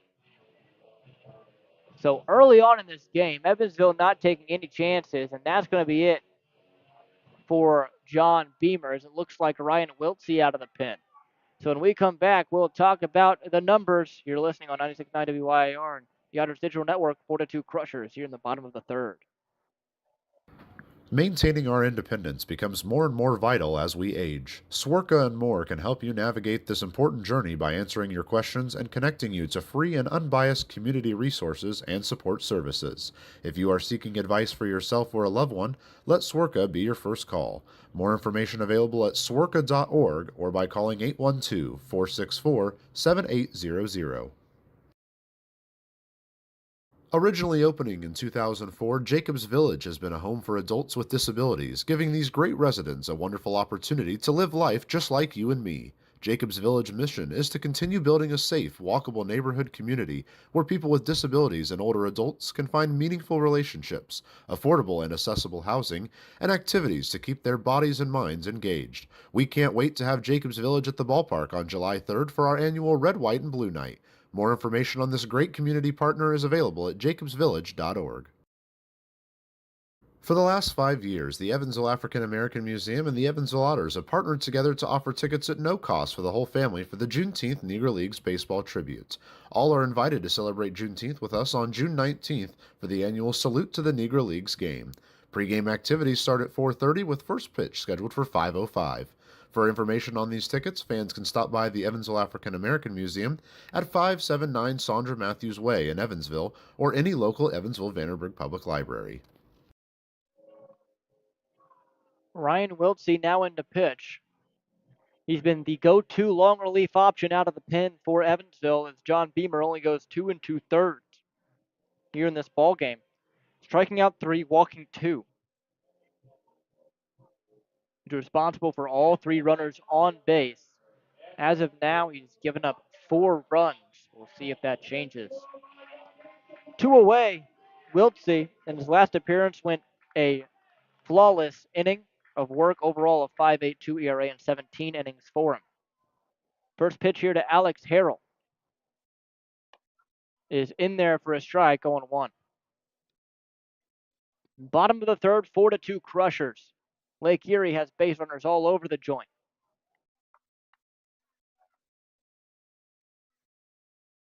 Wiltsey sets. The right-handed pitcher fires to Harrell.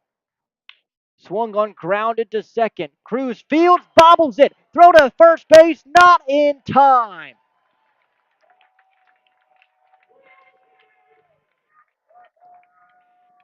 A second Evansville error allows a run to cross. Base is still loaded. 5-2 Crushers.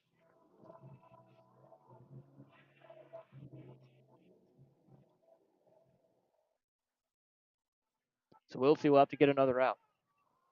Watkins bats. He's the 9th hitter to come forward. The pitch. High, 1-0.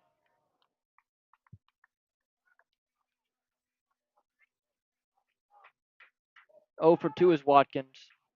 A couple of groundouts. 1-0 pitch. Swung on, high pop up, shallow left. Out on it is Camus, but Taylor calls everyone off and makes the catch for the third out. Crushers get 3. We go to the top of the fourth. Otters with some work to do. They trail 5-2 here on 96.9 WYR on the Otters Digital Network. For the last 5 years, the Evansville African American Museum and the Evansville Otters have partnered together to offer tickets at no cost for the whole family for the Juneteenth Negro Leagues Baseball Tribute. All are invited to celebrate Juneteenth with us on June 19th for the annual Salute to the Negro Leagues game. Pre-game activities start at 4:30 with first pitch scheduled for 5:05. For information on these tickets, fans can stop by the Evansville African American Museum at 579 Sandra Matthews Way in Evansville or any local Evansville Vanderburgh Public Library. Right now in Vanderburgh County, over 800 children are in the child welfare system waiting for someone to be their voice, and you could be that voice by becoming a court-appointed special advocate, a CASA volunteer. Donating just a few hours a month of your time can change a child's life forever. Vanderburgh County CASA invites you to join them. Stand up, speak out, be for the child, be a CASA. For more information, visit vandcasa.com. That's VAND CASA.com.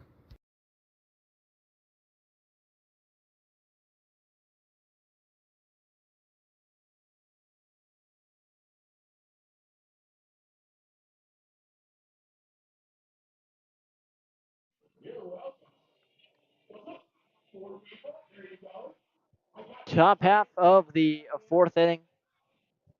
5-2 Crushers after a 3-spot from Lake Erie in the bottom half of the third, which chased Beamer out of this game. Offense will try and get to work here. It'll be Keenan Taylor, Logan Brown, Dennis Pierce. The 3 due up. Keenan Taylor stands in on the right side here against Anthony Escobar, who has sent the last 7 Otters he's seen back to the dugout. First pitch here to Keenan Taylor is in there for a strike, 0-1. Taylor with a single and a stolen base back in the first inning. Escobar, the 0-1 pitch. Swung on, fly ball, right center field. Racing towards it is Gomez. Leaves, it's over his head and up against the wall. Taylor is hustling, rounding second. He's heading for 3. The throw in is not in time. Leadoff triple for Keenan Taylor. Quick 2-hit day for him. That sets up this Otters offense perfectly to try and respond.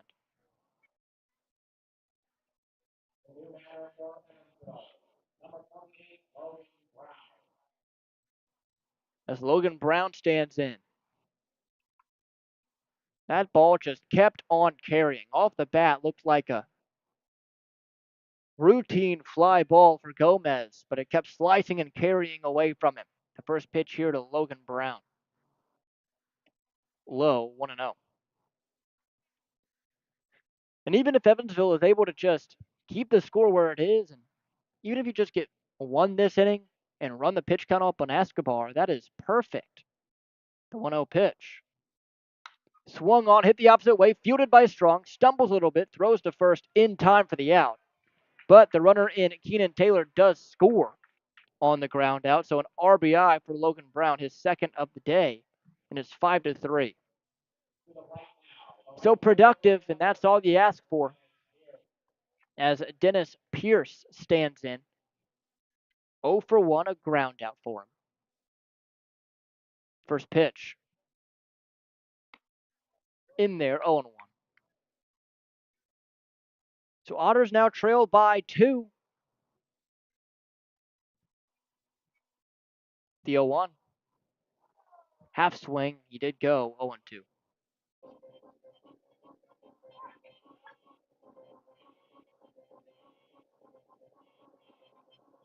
So the Otters have gotten to Escobar. Now he just got to work the count, try and get to the bullpen. 0-2. Swung on, bounced to second, charging as Watkins. Fields tosses over to first with no issue. 2 away.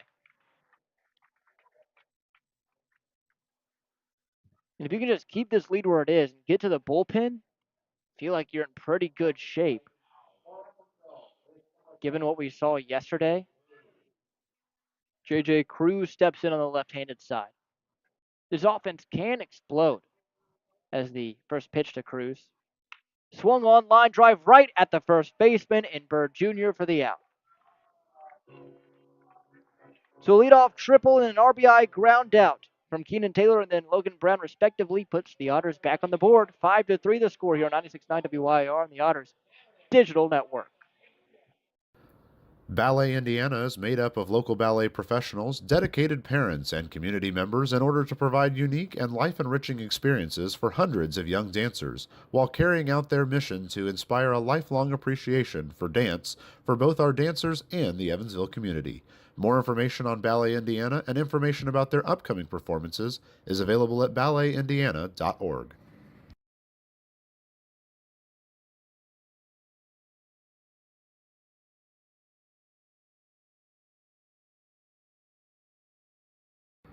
Maintaining our independence becomes more and more vital as we age. Swerka and More can help you navigate this important journey by answering your questions and connecting you to free and unbiased community resources and support services.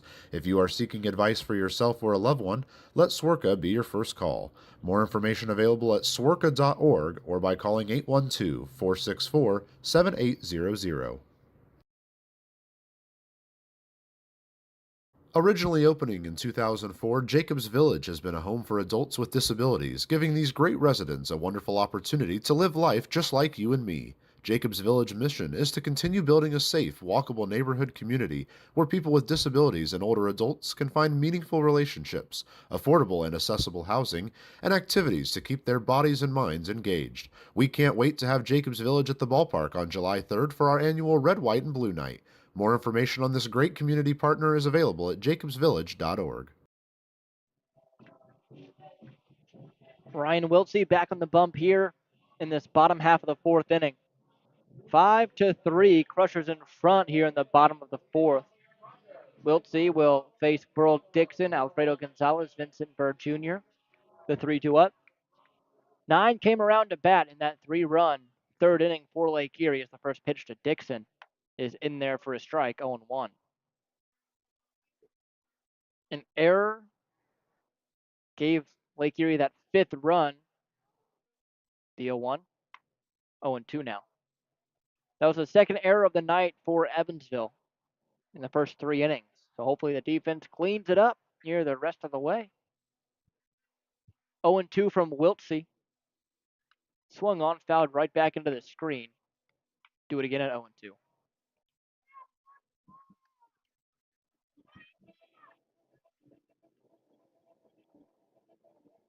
Question now is how far will Wiltsey go into this one? He's given them as much as 4 1/3. The 0-2 swung on, foul tipped right back at the plate. So 0-2, the count stays. So we know Wiltsey can go multiple innings.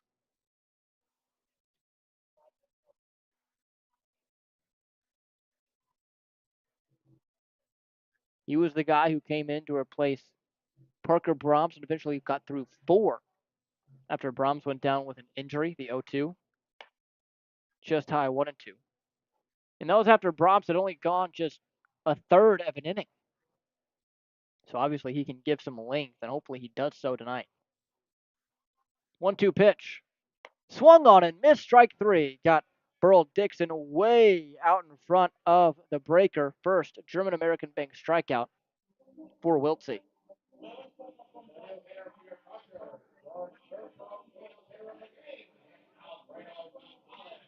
Here's Alfredo Gonzalez, an RBI triple. Eventually came around to score an inning ago in the third. Somehow slid around the tag of Pavement Park after the throw beat him, the first pitch. Curveball doesn't drop in the zone. It's 1-0. Shadows have fully eclipsed the mound now, about halfway across the infield.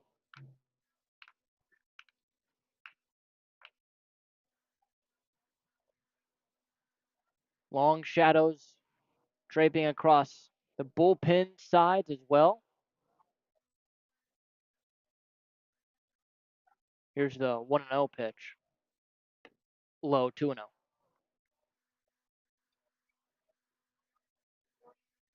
And again, the sun not setting here until probably about 9 p.m. local time, the 2-0. Swung on, bounced to third, fielded by Parks. Throw to first is in time for the second out.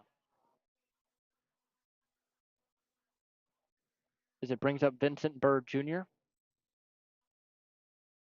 Saw that last night, the sun not setting here Eastern time at until about 9:15, at least not fully setting. We were in twilight for about an hour yesterday, hour 15 minutes. Pretty quick game yesterday too, just 2 hours and 14 minutes for 9 innings. First pitch to Bird, high, it's 1-0. You don't even see that in 7 inning games during double headers. 1-0 pitch, high, 2-0. Safe to say, I don't think we'll be getting a game as quick as that anytime soon. Certainly not tonight, given the way these offenses are rolling. 2-0 pitch, swung on, fouled right back, 2-1. That overhead foul ball brought to you by Heads Construction. Choose the best, never regret it. Bottom of the fourth, 5-3, the Crushers lead. The pitch, swung on and missed, 2-2. 2 balls, 2 strikes, 2 outs. Bird Jr. resetting. He's 0 for 1, a fielder's choice and a walk. He has come around to score both times he has reached.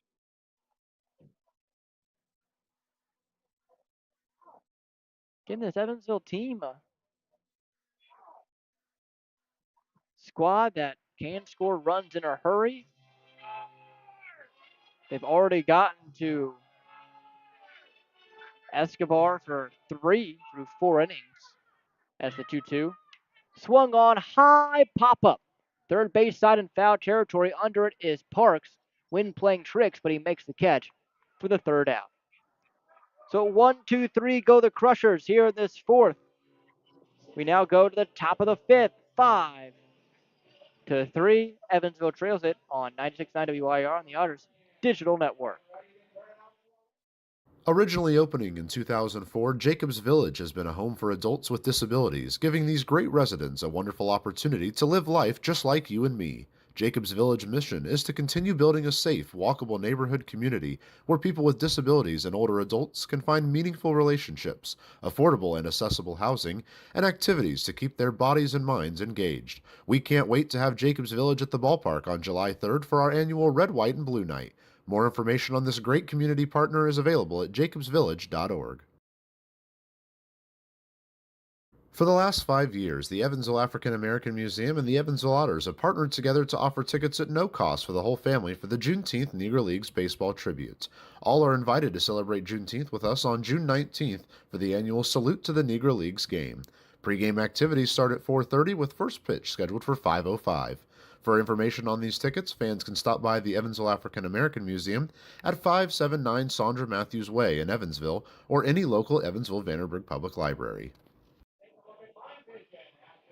Fans, it's back at Buffalo Wild Wings. All you can eat wings and fries Mondays through Thursdays, now including traditional wings. That's right, all the wings and fries you can eat with your favorite sauce, just $19.99 for boneless, $24.99 for traditional. So get all the heavy hitters together and head to Buffalo Wild Wings Mondays through Thursdays for a limited time. Dine in only. Visit either Evansville location, 5405 Pearl Drive, or 715 North Green River Road for details. Here's Alay Camus to lead us off here in the top half of this fifth inning. 5-3 Crushers. First pitch to Camus. Outside for a ball, 1-0. Camus, JT Benson, Graham Brown, the 3-2. 1-0 pitch. Swung on, high pop-up, drifting just over my head. That overhead foul ball brought to you by Heads Construction. Choose the best, never regret it. Otters looking to scrape away the 1-1. Just misses, 2-1.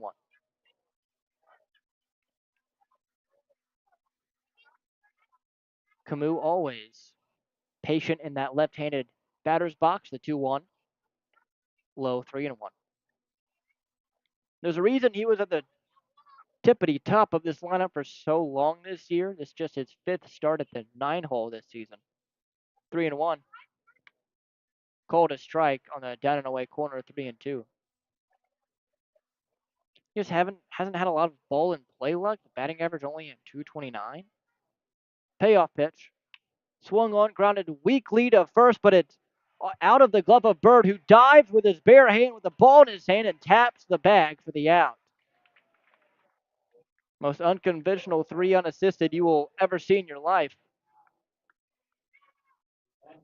But it's an out nonetheless. Now JT Benson, the batter. Benson 0 for 2. He is grounded out to second, lined out to second. He swung at the first pitch both times he's been to the plate. We'll see if that attack stays the same. The pitch. Swung on, slicing foul and into the third base seats. Excuse me, first base seats. 0-1. So he did swing at the first pitch once again.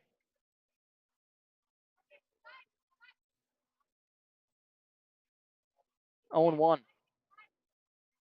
Swung on, soft fly ball in the infield. Under it, the shortstop Thomason makes the catch for the second out. 2 up, 2 down to begin this fifth inning as it brings up Graham Brown. Brown is 0 for 1. He reached via catcher's interference in the first, came all the way around to score, struck out in the third. First pitch to him is swung on and missed on the high fastball, 0-1.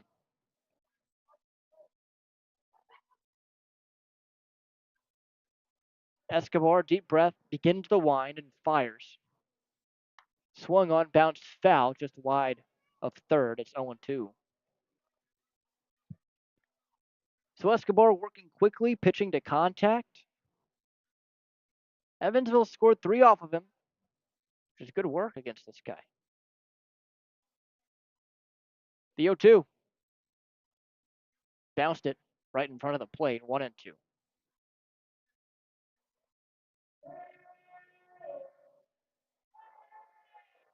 Brown just looking to extend this top of the fifth. 2 away, 5-3 crushers. The 1-2. Swung on, line drive, base hit, just fair down the left field line. It's going to roll all the way into the corner. Brown on his way to second, and that's going to be a ground rule double as it just skipped underneath the netting, it seemed. Andy looking for an explanation from Jordan Alfonso. And again, that's one where it's very interesting. I, from my vantage point, can't quite see down the left field line as well as the right field line. It will be a double for Graham Brown, though, as Pavin Park stands in. Third double in 2 nights for Graham Brown. Second via the ground rule.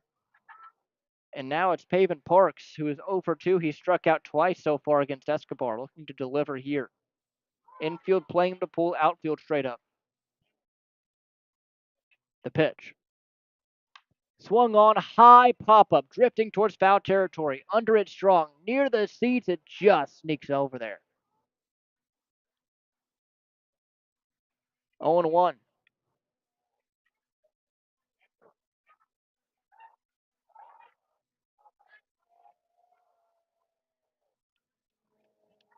Parks resetting. Left-handed batter. Deep breath and stands in. Taps either side of the plate, adjusts his helmet, and is ready. Escobar looks back towards second. The 0-1 out of the stretch. Swung on, base hit on the ground into right. They're going to send the runner home in Brown. The throw in is cut off by Bird, and it's a 1-run ball game. Ball sneaks away. Parks on his way to second. No throw.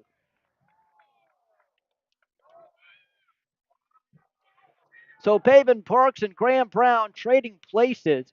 An RBI single for Pavin Parks, but advances on the throwing error.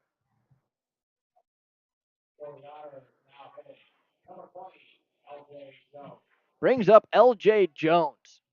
5-4 the score, and here comes Lake Erie's pitching coach in Johnny Barbato.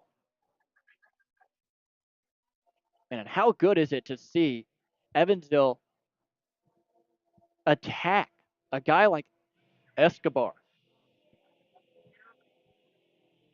And the scoreboard just about as close as it can get right now, other than being tied. Evansville, 4 runs on 6 hits, 2 errors. Crushers, 5 runs, also on 6 hits and 2 errors. Both teams going blow for blow. Evansville trails by 1. Here in this top half of the 5th, go-ahead run at the plate, and L.J. Jones tying run at second in Pavin Parks. Jones 1 for 2 tonight.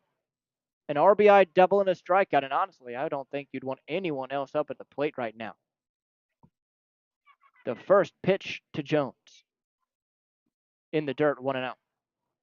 And behind him, the other guy you'd want to bat, and Keenan Taylor.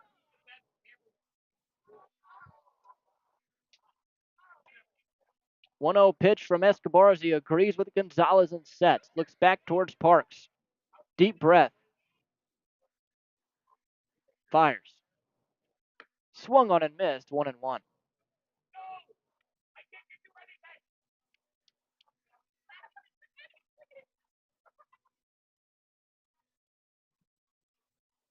LJ standing on the right-handed side. Twirling the bat, now sets. Decent lead at second for Parks. Looking back towards him is Escobar, the 1-1. In the dirt, 2-1. So LJ Jones now ahead in the count.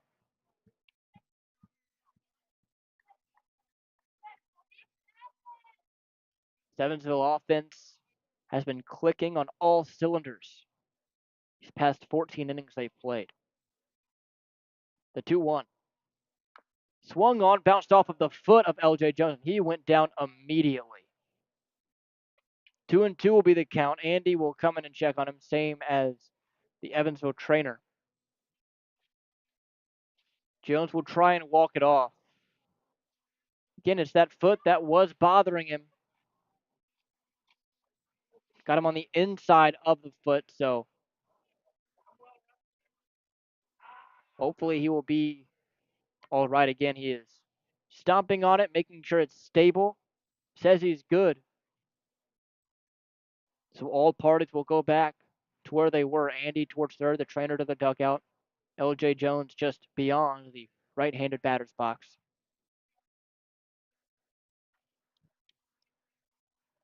Jones stands in and now will await the 2-2.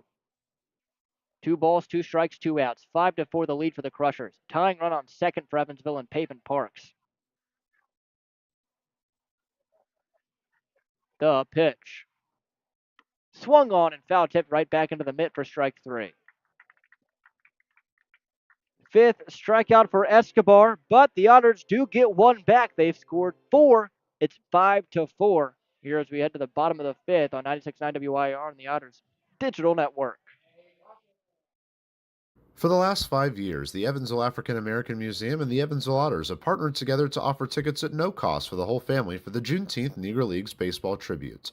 All are invited to celebrate Juneteenth with us on June 19th for the annual Salute to the Negro Leagues game. Pre-game activities start at 4:30 with first pitch scheduled for 5:05. For information on these tickets, fans can stop by the Evansville African American Museum at 579 Sandra Matthews Way in Evansville or any local Evansville-Vanderburgh Public Library.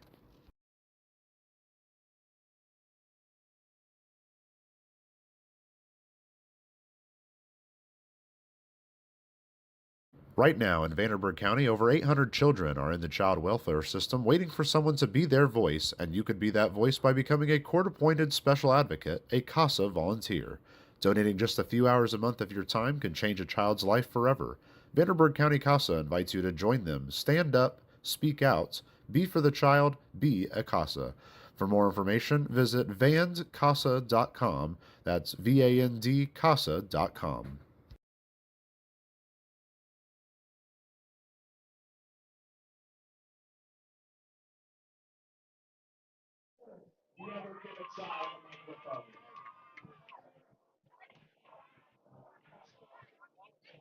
So Ryan Wiltsey out there still here in this fifth inning. Remember, fans, it's back at Buffalo Wild Wings. All you can eat wings and fries Mondays through Thursdays, now including traditional wings. That's right, all the wings and fries you can eat with your favorite sauce, just $19.99 for boneless and $24.99 for traditional.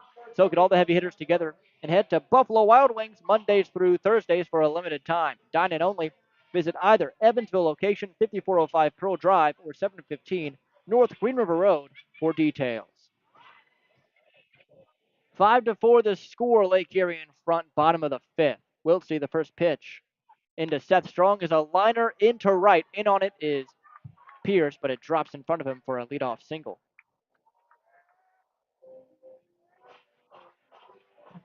Lake Erie quickly responding with a leadoff hit here in this fifth.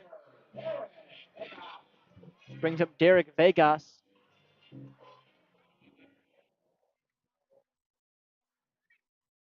Vegas 0 for 2.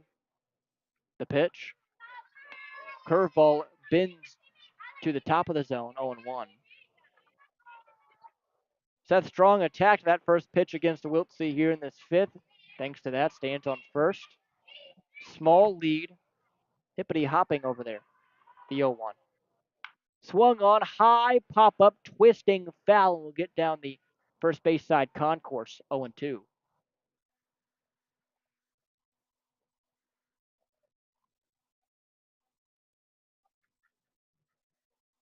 No balls, 2 strikes, nobody out. 5-4, the Crushers lead.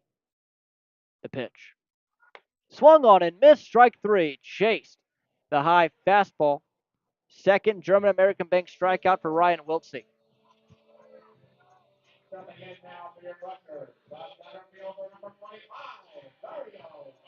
Here's Dario Gomez. 2 for 2, an RBI single, and then another single in the third. Strong stays at first. The first pitch to Gomez in there for a strike, 0-1. Each pitch, Strong has gotten that lead just a tad bit further out there. Inches forward even now. The 0-1. Swung on, high fly ball, deep left field. Back on it, Taylor near the track. See ya.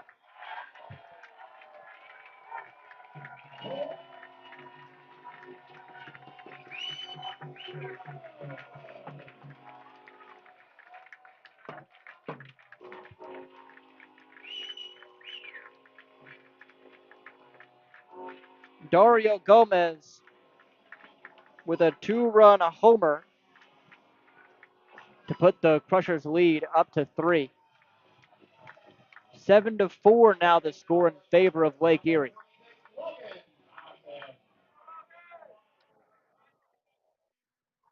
Logan Thomason now stands in the pitch. Is swung right through, 0-1. So as an offense, you've done all that work against the best guy in the Frontier League, and now you trail by 3 as the pitch to Thomason swung on and missed. Got him to a knee on a nasty slider, 0-2.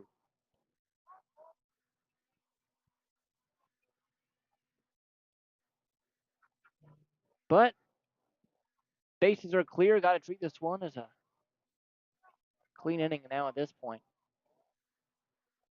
The 0-2 pitch. Down and away and missed the zone, 1-2. Just a little deflating, but that's baseball. 1-2. Swung on, high chopper to third. Charging is Parks, and he drops it on the transfer.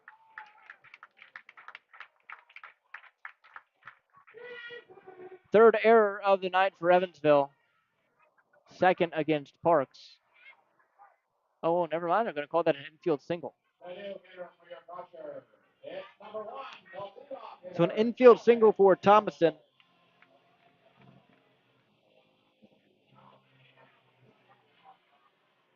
As it now brings up Alex Harrell, the leadoff man, already batting for the 4th time. The pitch. Swung on, high pop-up, shallow right. Racing out to it is Cruz, but calling him off is Pierce, who makes the catch. 2 away.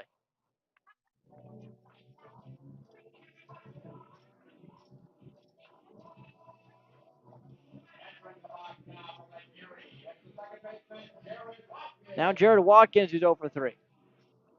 So Lake Erie has scored 2 in the second, 3 in the third, and now 2 here in the fifth. 7 total. They lead it by 3, 7-4. The pitch to Watkins. Runners takes off. In there for a strike. There is no throw from Brown as he just couldn't quite get a grip on it. So a stolen base for Thomason.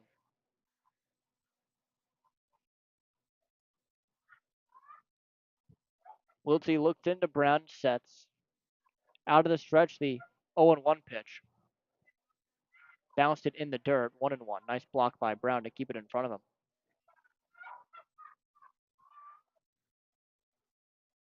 No one up in either bullpen.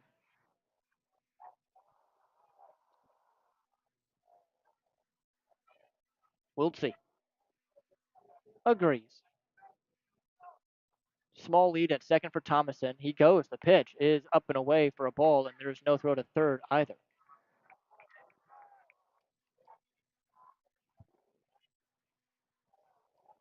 So Thomason with his second stolen base this trip around.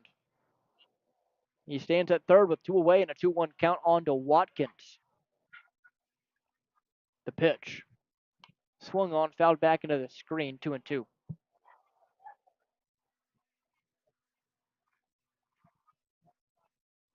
Two balls, 2 strikes, 2 outs.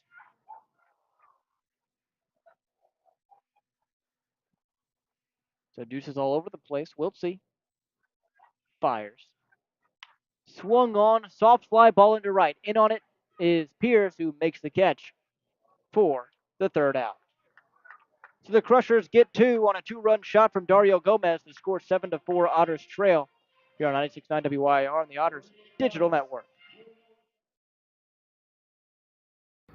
Maintaining our independence becomes more and more vital as we age. Swerka and More can help you navigate this important journey by answering your questions and connecting you to free and unbiased community resources and support services.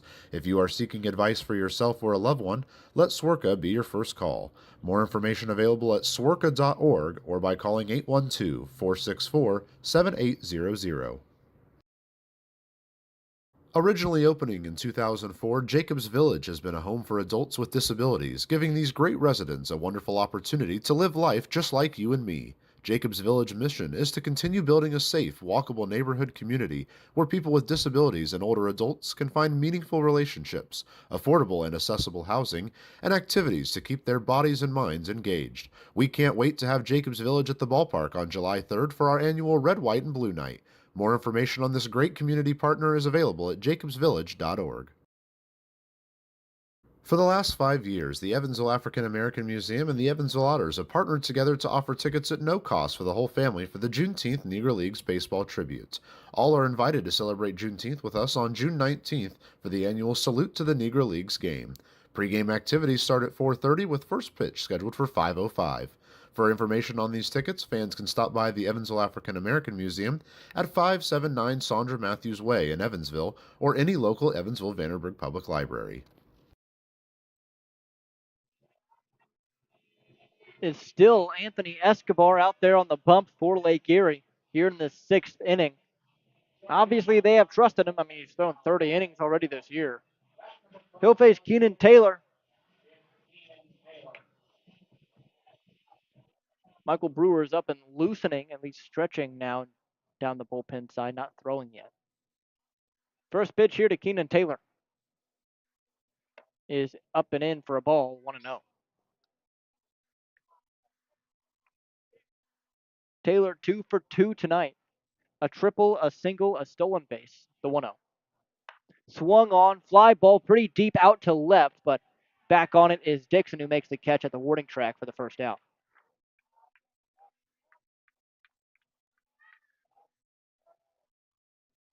Now Logan Brown. Evansville trails this one here in the top of the 6th, 7-4. They've scored 3 of the 5 innings they've batted, but just not quite enough as Lake Erie has done enough to take an edge. First pitch here to Brown is in there for a strike, 0-1. Logan Brown, 1 for 2, a couple of RBI. Now it's 4 RBI in his last 2 games.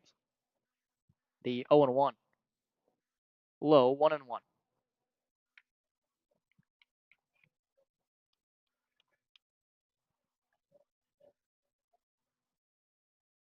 Escobar looks in. Now begins his, never mind, a ball gets into the field of play from the bullpen. It's one thing about having the bullpens facing towards the field, so that can happen. Now incoming from the Otters side is the 1-1 pitch now. Is swung on, ripped, and a diving stop by Thomason. Pops to his feet, bounce pass over in time. Wow.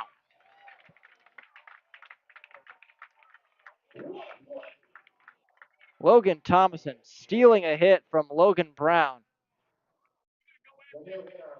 on a great play. Goodness. Now Dennis Pierce. He's 0 for 2. He's grounded out twice. First pitch to him. Swung on and missed. He was out in front of the fastball that time, 0-1.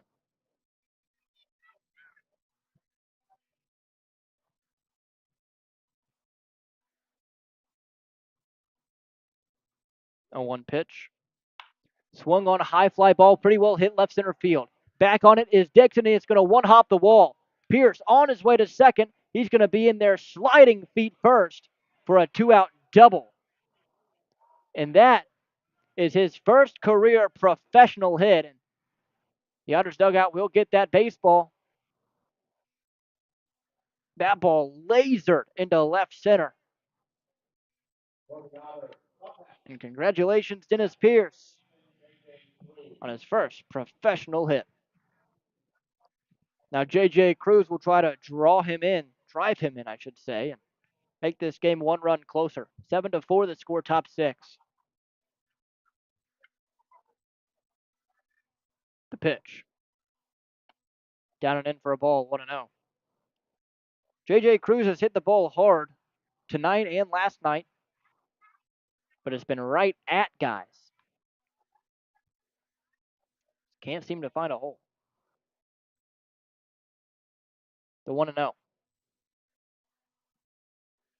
Swung on, grounded up the middle. Backhanded stop by Watkins. Across his body, the throw on target and in time. So Evansville strands the 2-out double at second.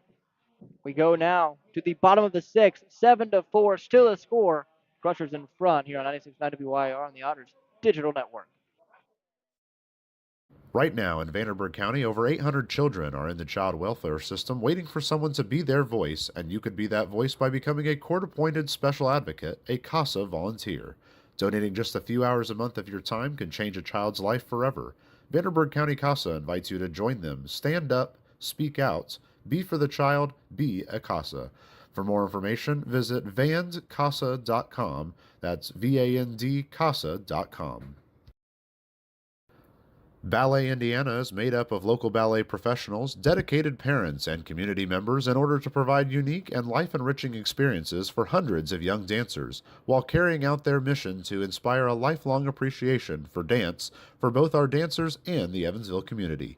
More information on Ballet Indiana and information about their upcoming performances is available at balletindiana.org. Maintaining our independence becomes more and more vital as we age. Swerka and More can help you navigate this important journey by answering your questions and connecting you to free and unbiased community resources and support services. If you are seeking advice for yourself or a loved one, let Swerka be your first call. More information available at swerka.org or by calling 812-464-7800.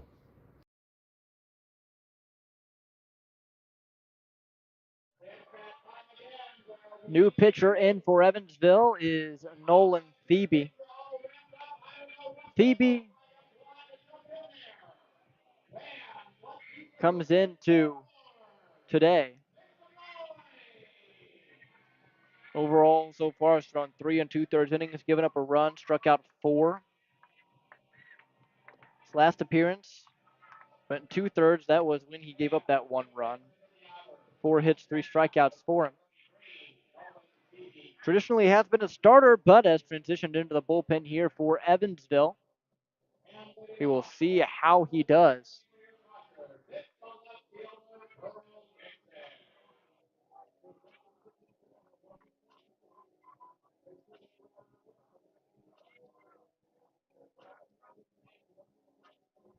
So Thebe, the right-handed pitcher, stands in against Dixon. And the first pitch to him. High, 1-0. So Ryan Wiltsey's day ends going 2 1/3, striking out 2 and giving up 2 earned runs, both on that 2-run homer from Gomez last inning. 1-0 pitch now. Just misses outside, 2-0.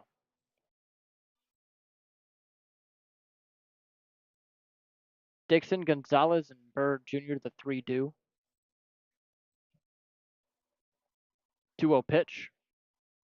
Swung on, fouled right back. It's 2-1. This the third time that this trio of batters is due up in an inning. Third time that Burl Dixon has led off an inning.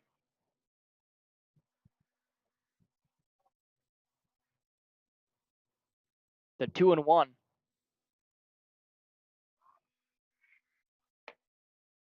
Called a strike at the letters, 2-2.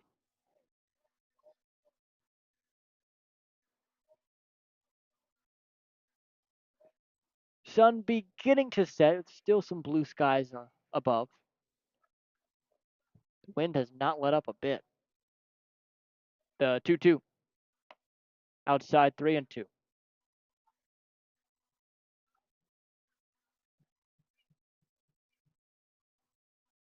A payoff pitch from Thebe to Dixon.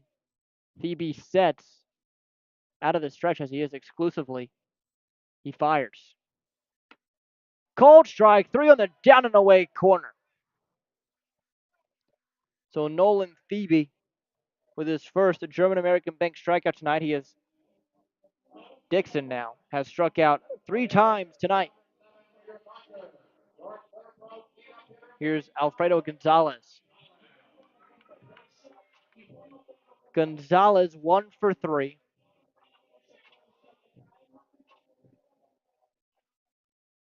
The right-handed hitter awaits the first pitch. Swung on, line drive left field. That's going to get down and split the gap. It's cut off by Taylor near the track. Gonzalez hustling into second. The throw in from Taylor not in time as Gonzalez is in there standing.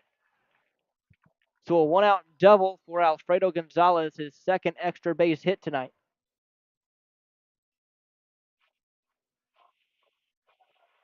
And now it's Vincent Bird Jr.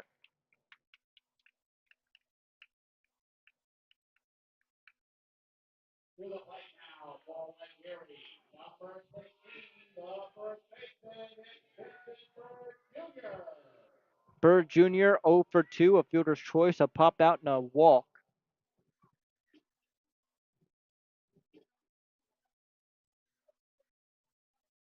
Thebe will now work with her in scoring position. Still no one up in the Crushers' pen. The pitch. Outside, 1-0. So Escobar will work the 7th inning for Evansville. For Lake Erie. Goodness. 1-0 pitch. Swung right through it, 1-1. It's interesting. I mean, don't see too many guys give up 4 runs and work into the 7th. Not even having a guy warming up. Currently, anyway. The throw over to second base, it's not in time.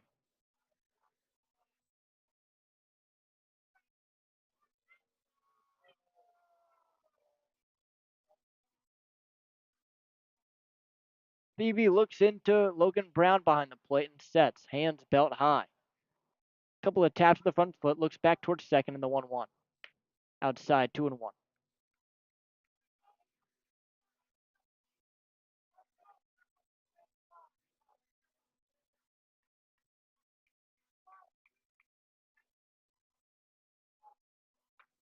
Infield playing Bird to pull, outfield straight up. The 2-1. Swung right through it, 2-2. And this would be big for Evansville just to get through this sixth inning and go into the back third of this ball game, still only down 3.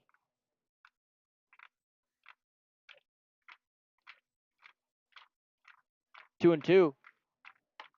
Called strike 3, outer half.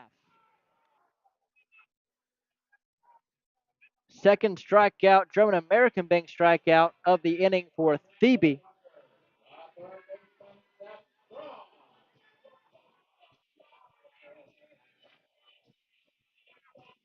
Here's Seth Strong. He lifted one deep to left field in the third, but it was caught by Taylor and then had a single back in the fifth. First pitch to him. Missed it, called for a strike. 0-1. That was a long wait behind the plate from Jordan Alfonso to call that one a strike. I thought for sure that was a ball. But we'll take those. We will absolutely take those. 0-1 the count. 2 outs. The pitch. Swung on, fly ball into right. Back on it is Pierce near the track. Makes the catch for out number 3. So we now go to the 7th inning. Score stays where it's at. 7-4 Otters trail. Here on 96.9 WYR and the Otters Digital Network. Maintaining our independence becomes more and more vital as we age. Swerka and More can help you navigate this important journey by answering your questions and connecting you to free and unbiased community resources and support services. If you are seeking advice for yourself or a loved one, let Swerka be your first call. More information available at swerka.org or by calling 812-464-7800. Originally opening in 2004, Jacobs Village has been a home for adults with disabilities, giving these great residents a wonderful opportunity to live life just like you and me. Jacobs Village mission is to continue building a safe, walkable neighborhood community where people with disabilities and older adults can find meaningful relationships, affordable and accessible housing, and activities to keep their bodies and minds engaged. We can't wait to have Jacobs Village at the ballpark on July 3rd for our annual Red, White, and Blue Night. More information on this great community partner is available at jacobsvillage.org. For the last 5 years, the Evansville African American Museum and the Evansville Otters have partnered together to offer tickets at no cost for the whole family for the Juneteenth Negro Leagues Baseball Tribute. All are invited to celebrate Juneteenth with us on June 19th for the annual Salute to the Negro Leagues game. Pre-game activities start at 4:30 with first pitch scheduled for 5:05. For information on these tickets, fans can stop by the Evansville African American Museum at 579 Sandra Matthews Way in Evansville or any local Evansville-Vanderburgh Public Library. Right now in Vanderburgh County, over 800 children are in the child welfare system waiting for someone to be their voice, and you could be that voice by becoming a court-appointed special advocate, a CASA volunteer. Donating just a few hours a month of your time can change a child's life forever. Vanderburgh County CASA invites you to join them. Stand up, speak out, be for the child, be a CASA. For more information, visit vandcasa.com. That's VANDCASA.com. 7th inning about to get going. Alay Camus stands in. Camus today 0 for 2. The score 7-4 in favor of Lake Erie. Anthony Escobar back out there to work the 7th inning. Mentioned it in the 6th. Can't remember the last time I've seen a guy give up 4 the first pitch to Camus. Low for a ball, 1-0. Give up 4 and come back and pitch into 7. This will be the 4th time once the lineup turns over, the 1-0 in there for a strike, 1-1. It'll be the 4th time that this Evansville lineup sees Escobar, so we'll see if the offense can rally. The 1-1 pitch. Swung on and missed, 1-2. Again, no one even up and throwing for Lake Erie. So even if Evansville was to get back-to-back hits, you would still have to wait a little bit for that reliever to get loose if you're Lake Erie. The 1-2. Low, 2-2. Escobar's effective. He works quick, but obviously a lot of trust in him.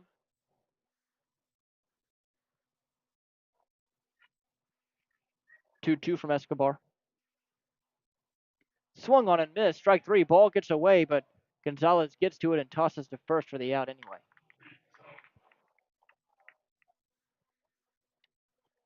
Sixth strikeout for Gonzalez. Here's JT Benson, who is 0 for 3.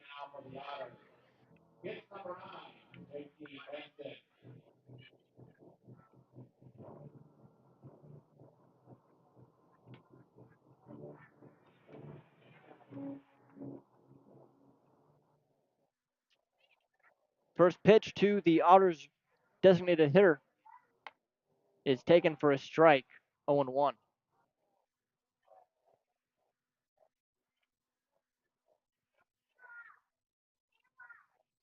0-1 the count. Escobar begins the wind and fires.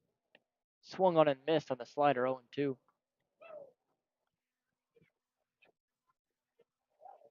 Again, this is the fourth time through the order that Evansville will see Escobar, and you would imagine if Escobar were to get through this seventh inning quickly, that he would work the eighth as well.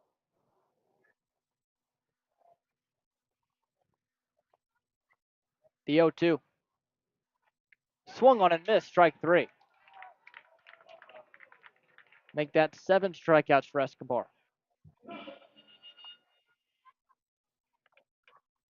And here's JT Benson. Excuse me, Graham Brown. JT Benson, the one just going back to the dugout. First pitch to Graham Brown, the Otters center fielder, is outside for a ball, 1-0. Evansville just hasn't been able to string stuff together. Again, they've scored 4, which is perfect. 1-0 pitch. Misses, 2-0. But Escobar just works in such a rhythm that it's hard for the hitter to get comfortable in the box. Brown is ready. The 2-0. In there for a strike down the middle, 2-1.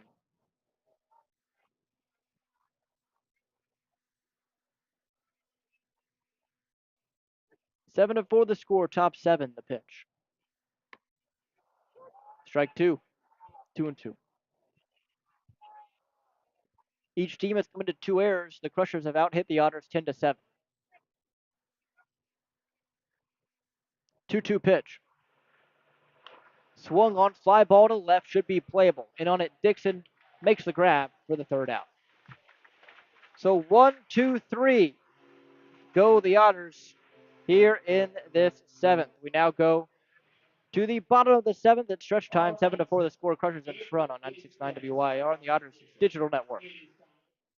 Right now in Vanderburgh County, over 800 children are in the child welfare system waiting for someone to be their voice, and you could be that voice by becoming a court-appointed special advocate, a CASA volunteer. Donating just a few hours a month of your time can change a child's life forever. Vanderburgh County CASA invites you to join them. Stand up, speak out, be for the child, be a CASA. For more information, visit vandcasa.com. That's VAND-CASA.com. Ballet Indiana is made up of local ballet professionals, dedicated parents, and community members in order to provide unique and life-enriching experiences for hundreds of young dancers, while carrying out their mission to inspire a lifelong appreciation for dance for both our dancers and the Evansville community. More information on Ballet Indiana and information about their upcoming performances is available at balletindiana.org. Maintaining our independence becomes more and more vital as we age. Swerka and More can help you navigate this important journey by answering your questions and connecting you to free and unbiased community resources and support services. If you are seeking advice for yourself or a loved one, let Swerka be your first call. More information available at swerka.org or by calling 812-464-7800.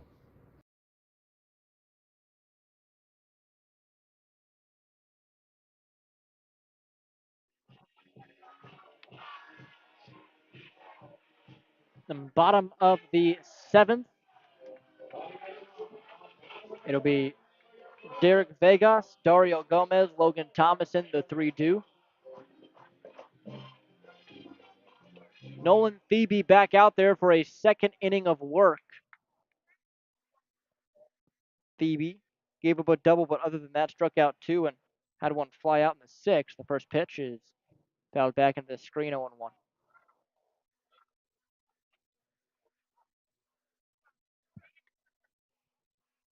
So he's worked well here in this inning. 0-1 pitch. Swung on down the third baseline and foul into the Crushers bullpen. They now have someone working. Do the Crushers.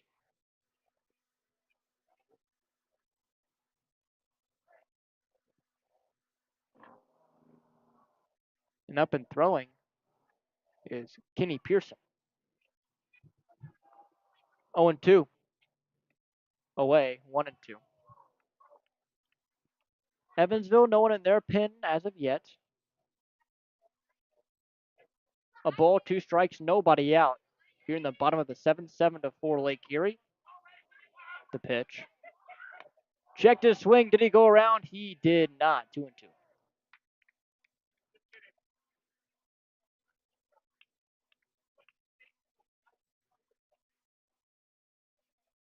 2 balls, 2 strikes, nobody out. The pitch to Vegas. Hit him on the thigh. So a leadoff hit by pitch will bring up Dario Gomez.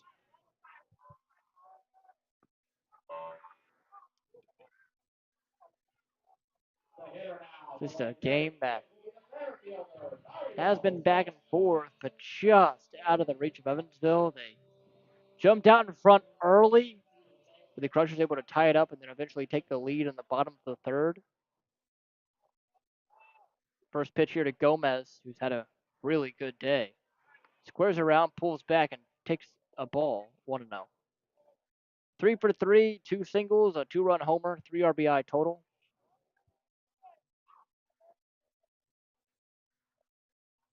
Taking a small lead up first is Vegas.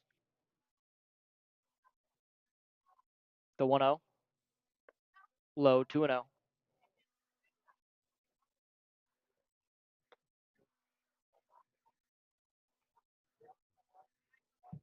Thebe, maybe struggling with some control early in this inning. 2-0 offering. Swung on, high pop up, shallow left field. Back on it is Camus. In on it, Taylor. Taylor makes the running play for the first out.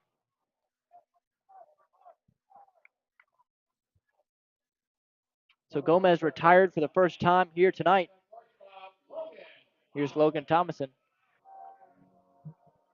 Fully under the lights now. Sun still not fully set. 9:09 p.m. Eastern.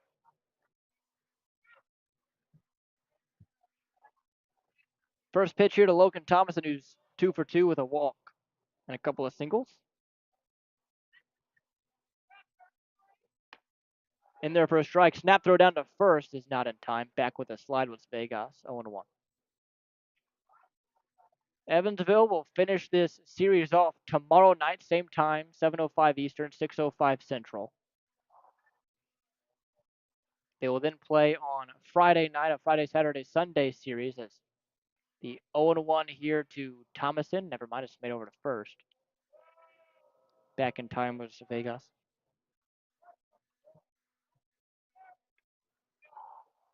Friday, Saturday, Sunday at Bosse Field will be against Windy City. The 0-1. In the dirt. Tried to back pick it was Brown, but stopped it in front of him, not allowing the runner to advance. 1-1 the count. And that series at home this weekend against Windy City, a Windy City team that's really been struggling. I mean, you'd really like to get a couple there and can somehow grab this one towards tail end, or maybe the game tomorrow if you're Evansville. Put you in a good spot, the 1-1. Swung on, high pop up, and that's going to be foul, 1-2. We look around the league today. Couple of doubleheaders early in the morning. Gateway and Tri-City played a doubleheader. Tri-City winning both of those. Down East and Brockton. Brockton winning both. And then Trois-Rivières in New Jersey with them splitting a doubleheader. The 1 and 2. High 2 and 2. Schaumburg beating Washington tonight. 5-2 that final. Florence currently up on Windy City 14-3. The 2-2 just misses outside 3 and 2. Quebec, who are winners of 14 straight, are up on Ottawa right now 2-0. Bottom of the 8th. The payoff pitch. Swung on, sliced foul the opposite way down the first base sitting area. Do it again at 3 and 2. Mississippi Joliet deadlocked at 2. Then Evansville and Lake Erie, obviously 7-4. The score here at the bottom of the 7th. Lake Erie in front. The 3 and 2. Swung on and missed. Strike 3. Runner goes. The throw down to second. In time. Strike him out. Throw him out. The double play to end the 7th. We go to the 8th inning. 7-4. Otters trail by 3. Here on the Otters Digital Network at 96.9 WYIR.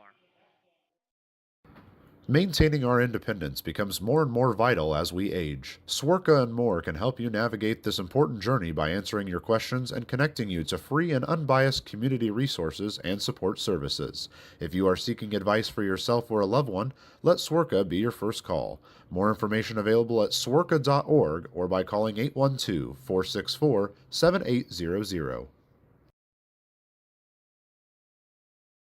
Originally opening in 2004, Jacobs Village has been a home for adults with disabilities, giving these great residents a wonderful opportunity to live life just like you and me. Jacobs Village mission is to continue building a safe, walkable neighborhood community where people with disabilities and older adults can find meaningful relationships, affordable and accessible housing, and activities to keep their bodies and minds engaged. We can't wait to have Jacobs Village at the ballpark on July 3rd for our annual Red, White, and Blue Night. More information on this great community partner is available at jacobsvillage.org. For the last 5 years, the Evansville African American Museum and the Evansville Otters have partnered together to offer tickets at no cost for the whole family for the Juneteenth Negro Leagues Baseball Tribute. All are invited to celebrate Juneteenth with us on June 19th for the annual Salute to the Negro Leagues game. Pre-game activities start at 4:30 with first pitch scheduled for 5:05. For information on these tickets, fans can stop by the Evansville African American Museum at 579 Sandra Matthews Way in Evansville or any local Evansville Vanderburgh Public Library.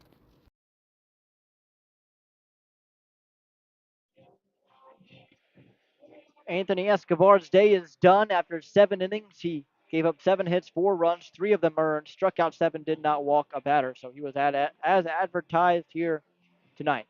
Kenny Pearson will be the one relieving him. Pearson this year in 9 appearances has gone 13 and a third, a 1.35 ERA. Has struck out 8, walked 8, so the walks have been an issue for him. We'll see if the Otters can take advantage. He's a left-handed pitcher standing at 6 feet 4 inches tall. You will face Paven Parks to lead it off. Here in this top half of the 8th, Otters trail by 3, 7-4.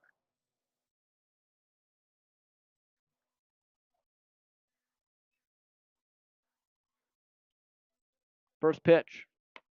In there for a strike, 0-1. Pearson will work quickly.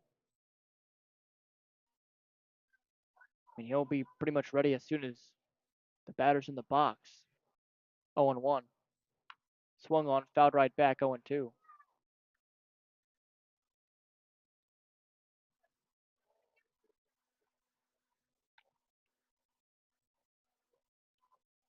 No balls, 2 strikes, nobody out. 7-4 the score.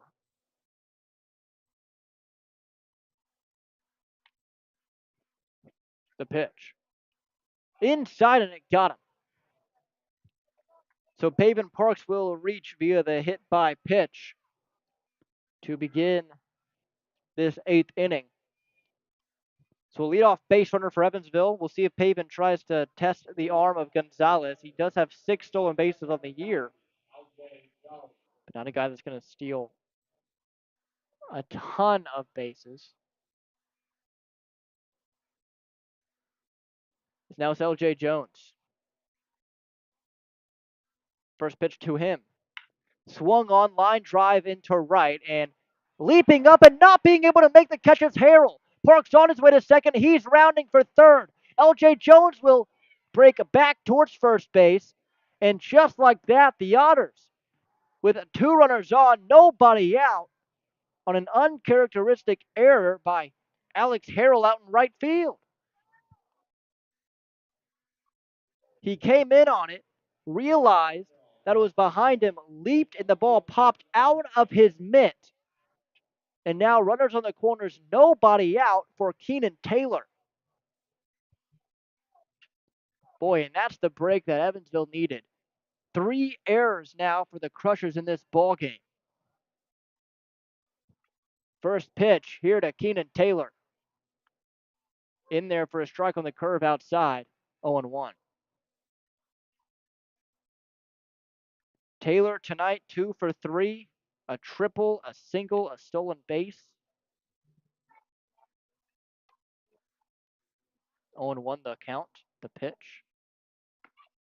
Just misses outside, 1-1. Infield double play depth. Huge hole the opposite way with that double play depth for Taylor as Bird Jr. holding the runner in Jones at first. The 1-1.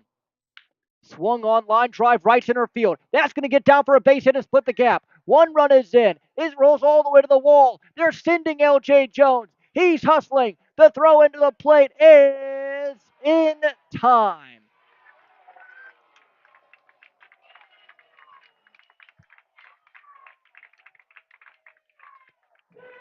What a relay from this Crushers defense as they cut down L.J. Jones trying to score.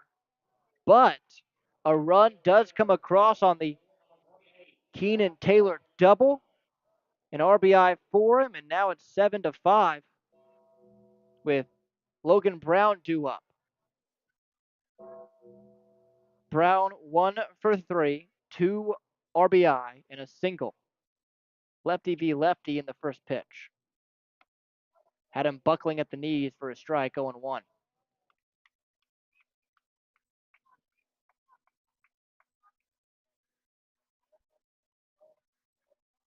No balls, 1 strike, 1 out. Runner on second base, the tying run at the plate in Logan Brown. The pitch. Swung on, bounced foul down the first base line, 0-2.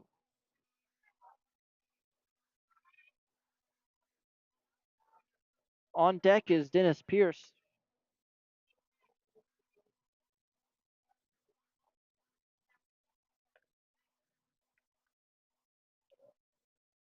Pearson looks in, agrees, and sets. Hands neck high, the 0-2. Swung on, line drive, caught at first base by Bird Jr. Back quickly to second is Keenan Taylor. So 2 away now. And it brings up Dennis Pierce. Pierce a double back in the 6th for his first professional hit. The right-handed batter awaits the first pitch from Pearson. Here it is. Inside for a ball, 1-0. So Evansville is struck here in this 8th inning with 1. They look to at least get 1 more. That would really be nice. 7-5, they trail here in the top of the 8th to Lake Erie. The 1-0. Swung right through it, 1-1.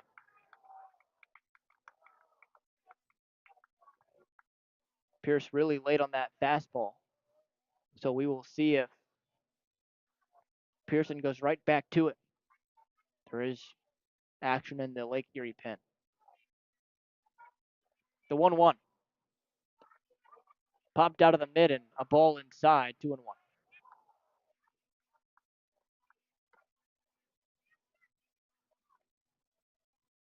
So Pierce ahead in the count.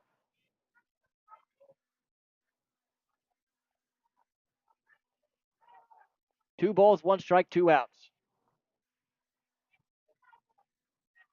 The pitch. Called a strike on the outer edge, 2-2.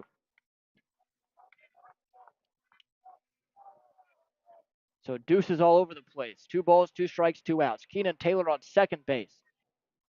Otters trail by two, 7-5. The pitch to Pierce. Called strike three on the inner half. So that ends the eighth inning. Evansville gets one back. It's 7-5. We go now to the top of the ninth. Bottom of the eighth.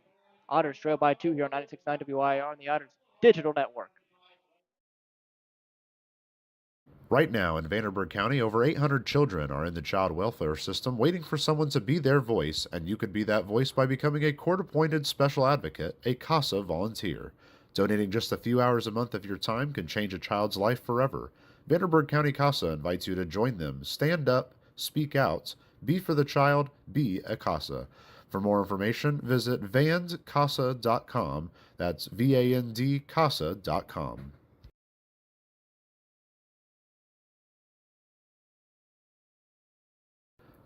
Ballet Indiana is made up of local ballet professionals, dedicated parents, and community members in order to provide unique and life enriching experiences for hundreds of young dancers, while carrying out their mission to inspire a lifelong appreciation for dance for both our dancers and the Evansville community. More information on Ballet Indiana and information about their upcoming performances is available at balletindiana.org. Maintaining our independence becomes more and more vital as we age. Swerka and More can help you navigate this important journey by answering your questions and connecting you to free and unbiased community resources and support services. If you are seeking advice for yourself or a loved one, let Swerka be your first call. More information available at swerka.org or by calling 812-464-7800.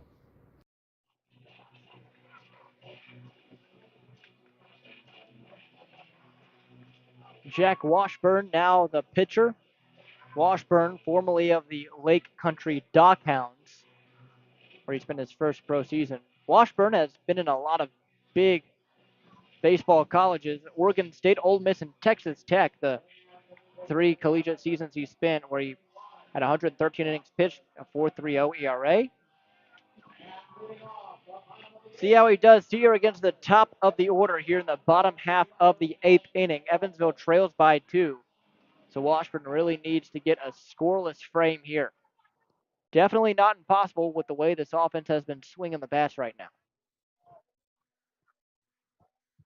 Harrell, the batter, and the first pitch to him is placed down on a bunt. Charging is Parks. He tried to barehand it, but couldn't quite snag it. So it's going to be a bunt single to lead it off here in this bottom of the eighth inning.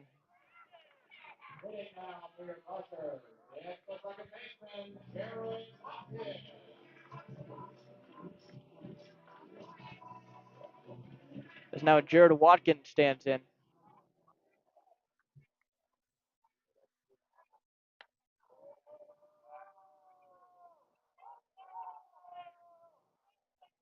Watkins today 0 for 4. Harrell a decent lead at first. He does have a stolen base. The pitch misses down low for a ball, 1-0.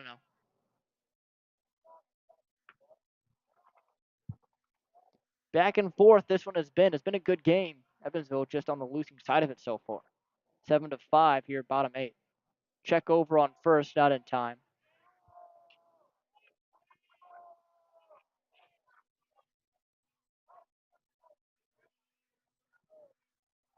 Watkins left-handed hitter, the 1-0 to him. Is swung on and bounced foul, 1-1.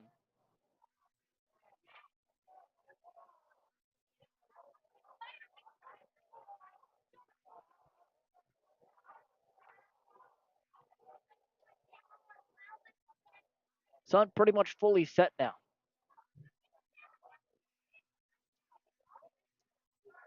1-1 pitch. Inside 2-1. Infield straight up, same with the outfield.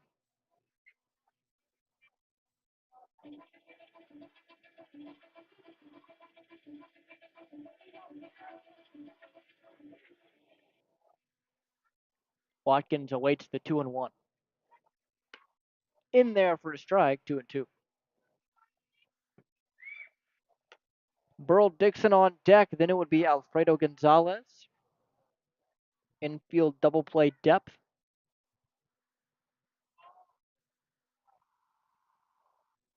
The 2-2 from Jack Washburn. Runner goes. Swung on, fouled off. We'll do it again at 1-2.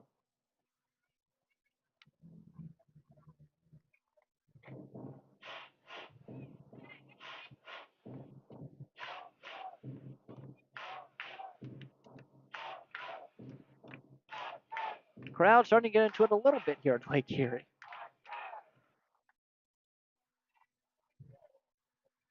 2-2. Runner goes. Swung on, lifted in the air into shallow right. Back on it as Parks. It drops down to the perfect spot for a base hit. Keenan Taylor will cut it off in left field, gets all the way into the bullpen. Harrell comes in to score as the throw is offline. It's an RBI double for Jared Watkins.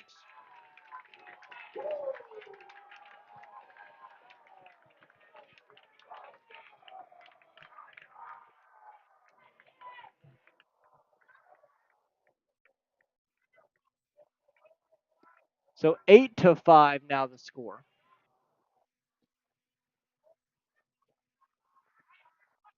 That RBI double from Watkins. A jam shot that was lifted in the air perfectly down the left field line. As now here's Burl Dixon.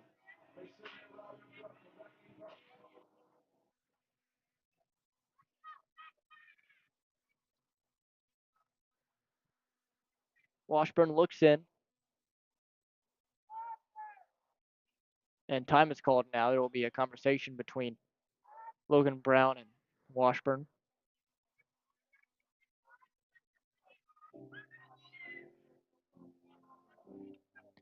So Quebec has finished off their 4-0 win against Ottawa, and that now leads to their 15th win in a row. So Quebec now 25-4. Excuse me, that's their 16th win in a row. Gosh. First pitch to Burl Dixon is swung on and grounded to second. Cruz fields and throws over to first for the out, 1 away.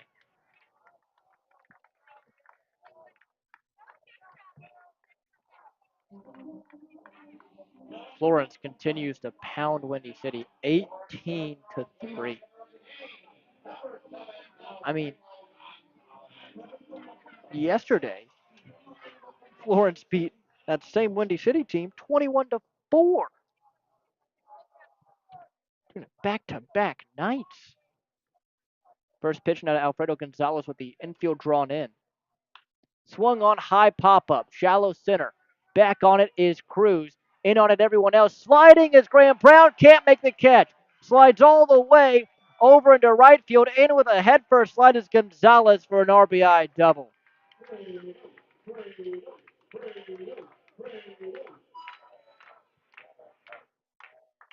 Nine to 5 the score. 2 runs come across here in the 8th.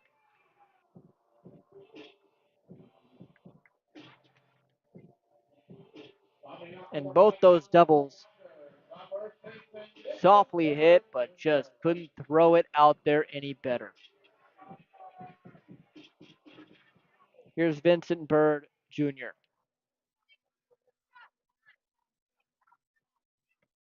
The pitch. Swung right through at 0-1. So 9-5 Lake Erie in the bottom half of the 8th. Evansville will have a lot of work to do in their half of the 9th. Still not through this one yet. Runner in scoring position at second and Gonzalez. The 0-1. Swung on, popped up, shallow center. Over to it is Graham Brown, makes the catch for the second out.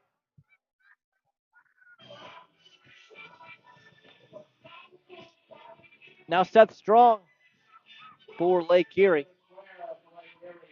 The third baseman is 1 for 4. A couple of flyouts, a strikeout, and a single. On that single, he came all the way around to score.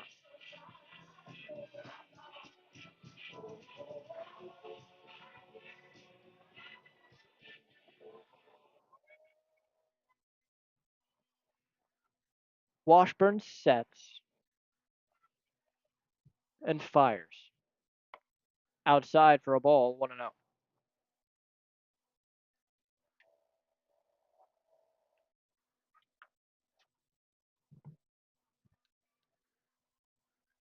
Still on second base, Alfredo Gonzalez. Washburn hands belt high.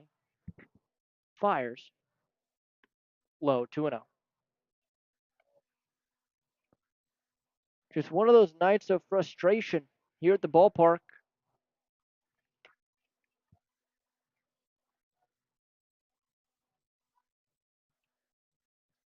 Otters have had opportunities, and they've scored runs at 2-0.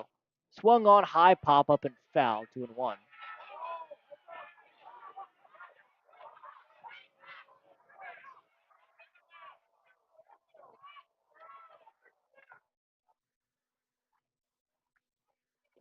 Had chances, and Lake Erie has committed 3 errors tonight. Just haven't been able to take advantage. Well, they have. I mean, they've scored 5 runs, just given up 9.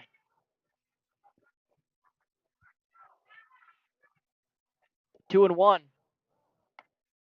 Called a strike on the outer half, 2-2.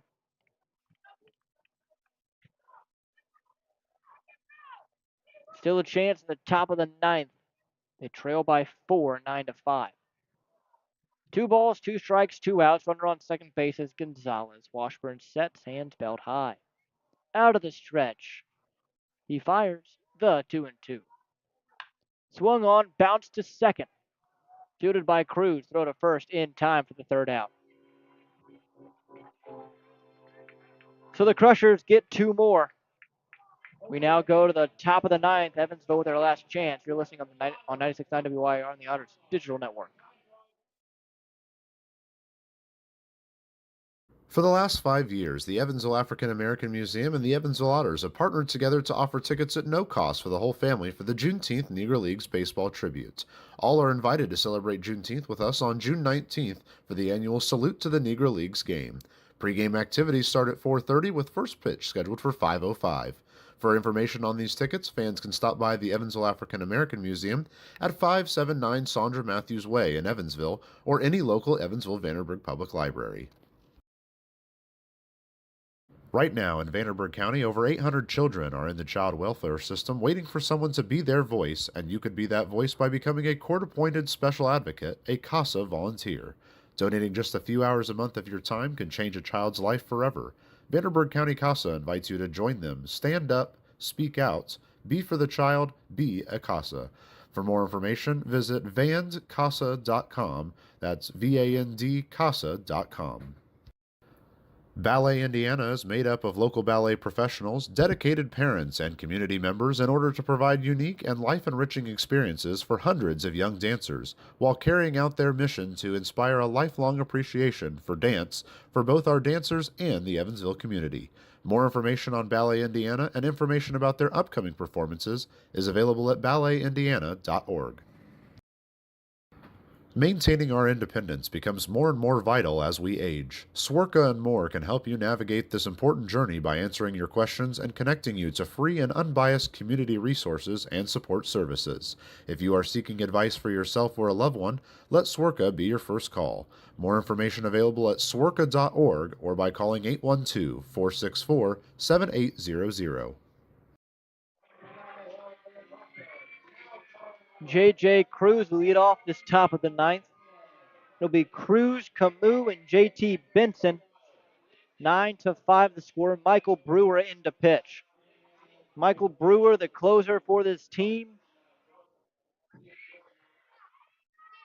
First pitch into J.J. Cruz. In there for a strike, 0-1. Brewer officially with a 0 ERA, but he was able to, at least the Otters were able to, it's the 0-1. Swung on, high pop up, and that one's going to get foul and out of play. Count 0-2. Last time the Otters faced this guy was during that suspended game in Evansville. They were able to get to him, and Brewer blew a save after the Otters scored a couple of runs in the night. So they've seen this guy and maybe some confidence against Brewer. The 0-2 here against J.J. Cruz. Swung on, tapped foul. We'll do it again.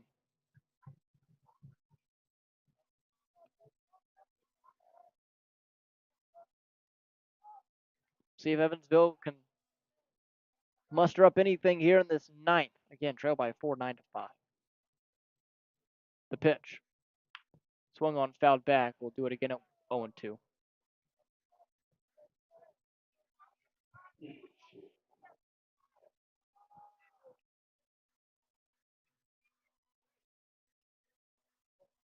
Brewer sets out of the windup. The pitch. Swung on, yanked foul. That one down the first base line. And Cruz stays alive. So it's still 0-2. Brewer steps back, kicks, and fires. Swung on, popped up, shallow left. This one might be trouble, but Dixon makes sure it's not. Catches it for the first out. So now it's Alay Camus.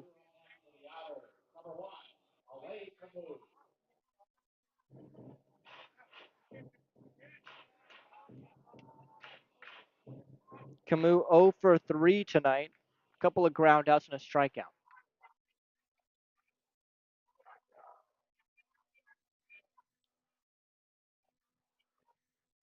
The pitch.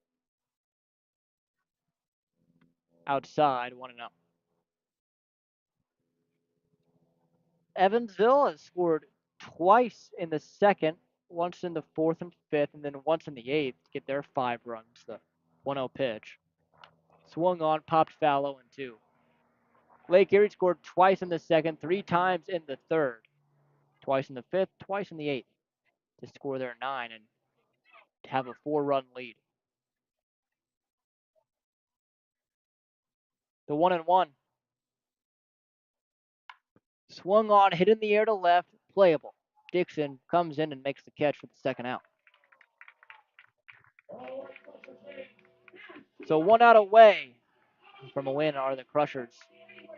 The top of the lineup in JT Benson stands in.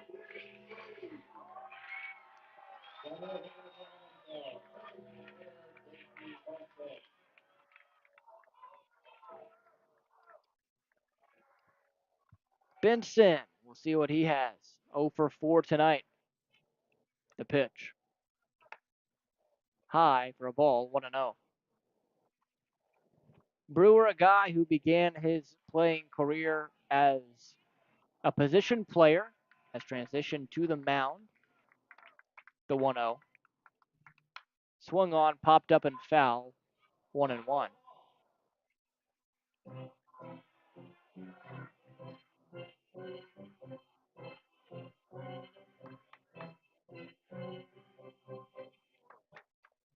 The 1-1 pitch.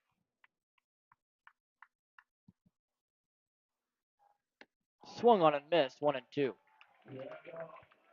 Brewer trying to send down the Otters 1, 2, and 3 here in this ninth.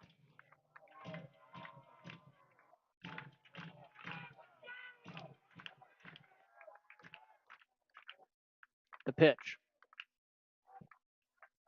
High, 2-2.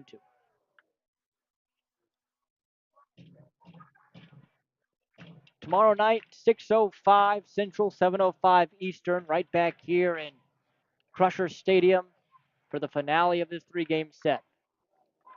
The 2-2. Low, 3-2.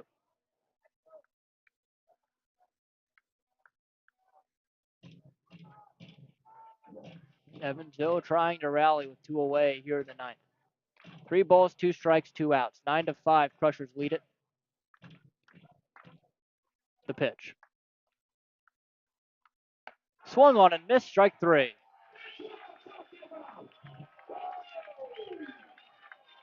So the Lake Erie Crushers with a win here against Evansville in the middle game of the series. 9-5, the final. When we come back, it'll be the Papa John's postgame show. Stay tuned here on 96.9 WIR on the Otters Digital Network.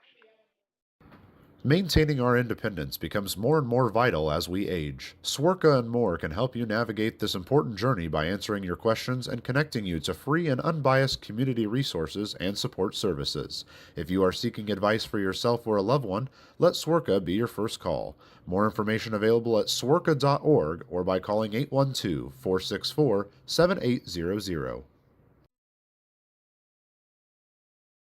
Originally opening in 2004, Jacobs Village has been a home for adults with disabilities, giving these great residents a wonderful opportunity to live life just like you and me. Jacobs Village mission is to continue building a safe, walkable neighborhood community where people with disabilities and older adults can find meaningful relationships, affordable and accessible housing, and activities to keep their bodies and minds engaged. We can't wait to have Jacobs Village at the ballpark on July 3rd for our annual Red, White, and Blue Night. More information on this great community partner is available at jacobsvillage.org.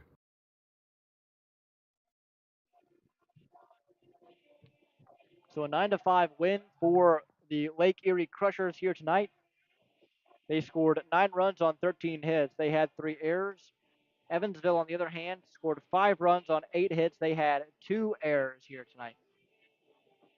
It was a story where Anthony Escobar gave up early runs, and Evansville was able to get to him real early in this one, but he hit cruise control in the middle innings and eventually went 7, allowing 4 runs, 3 earned, striking out 7, not walking anybody.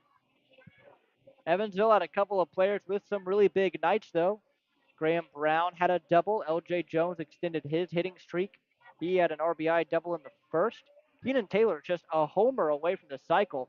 A single, a triple, an RBI double. He went 3 for 4.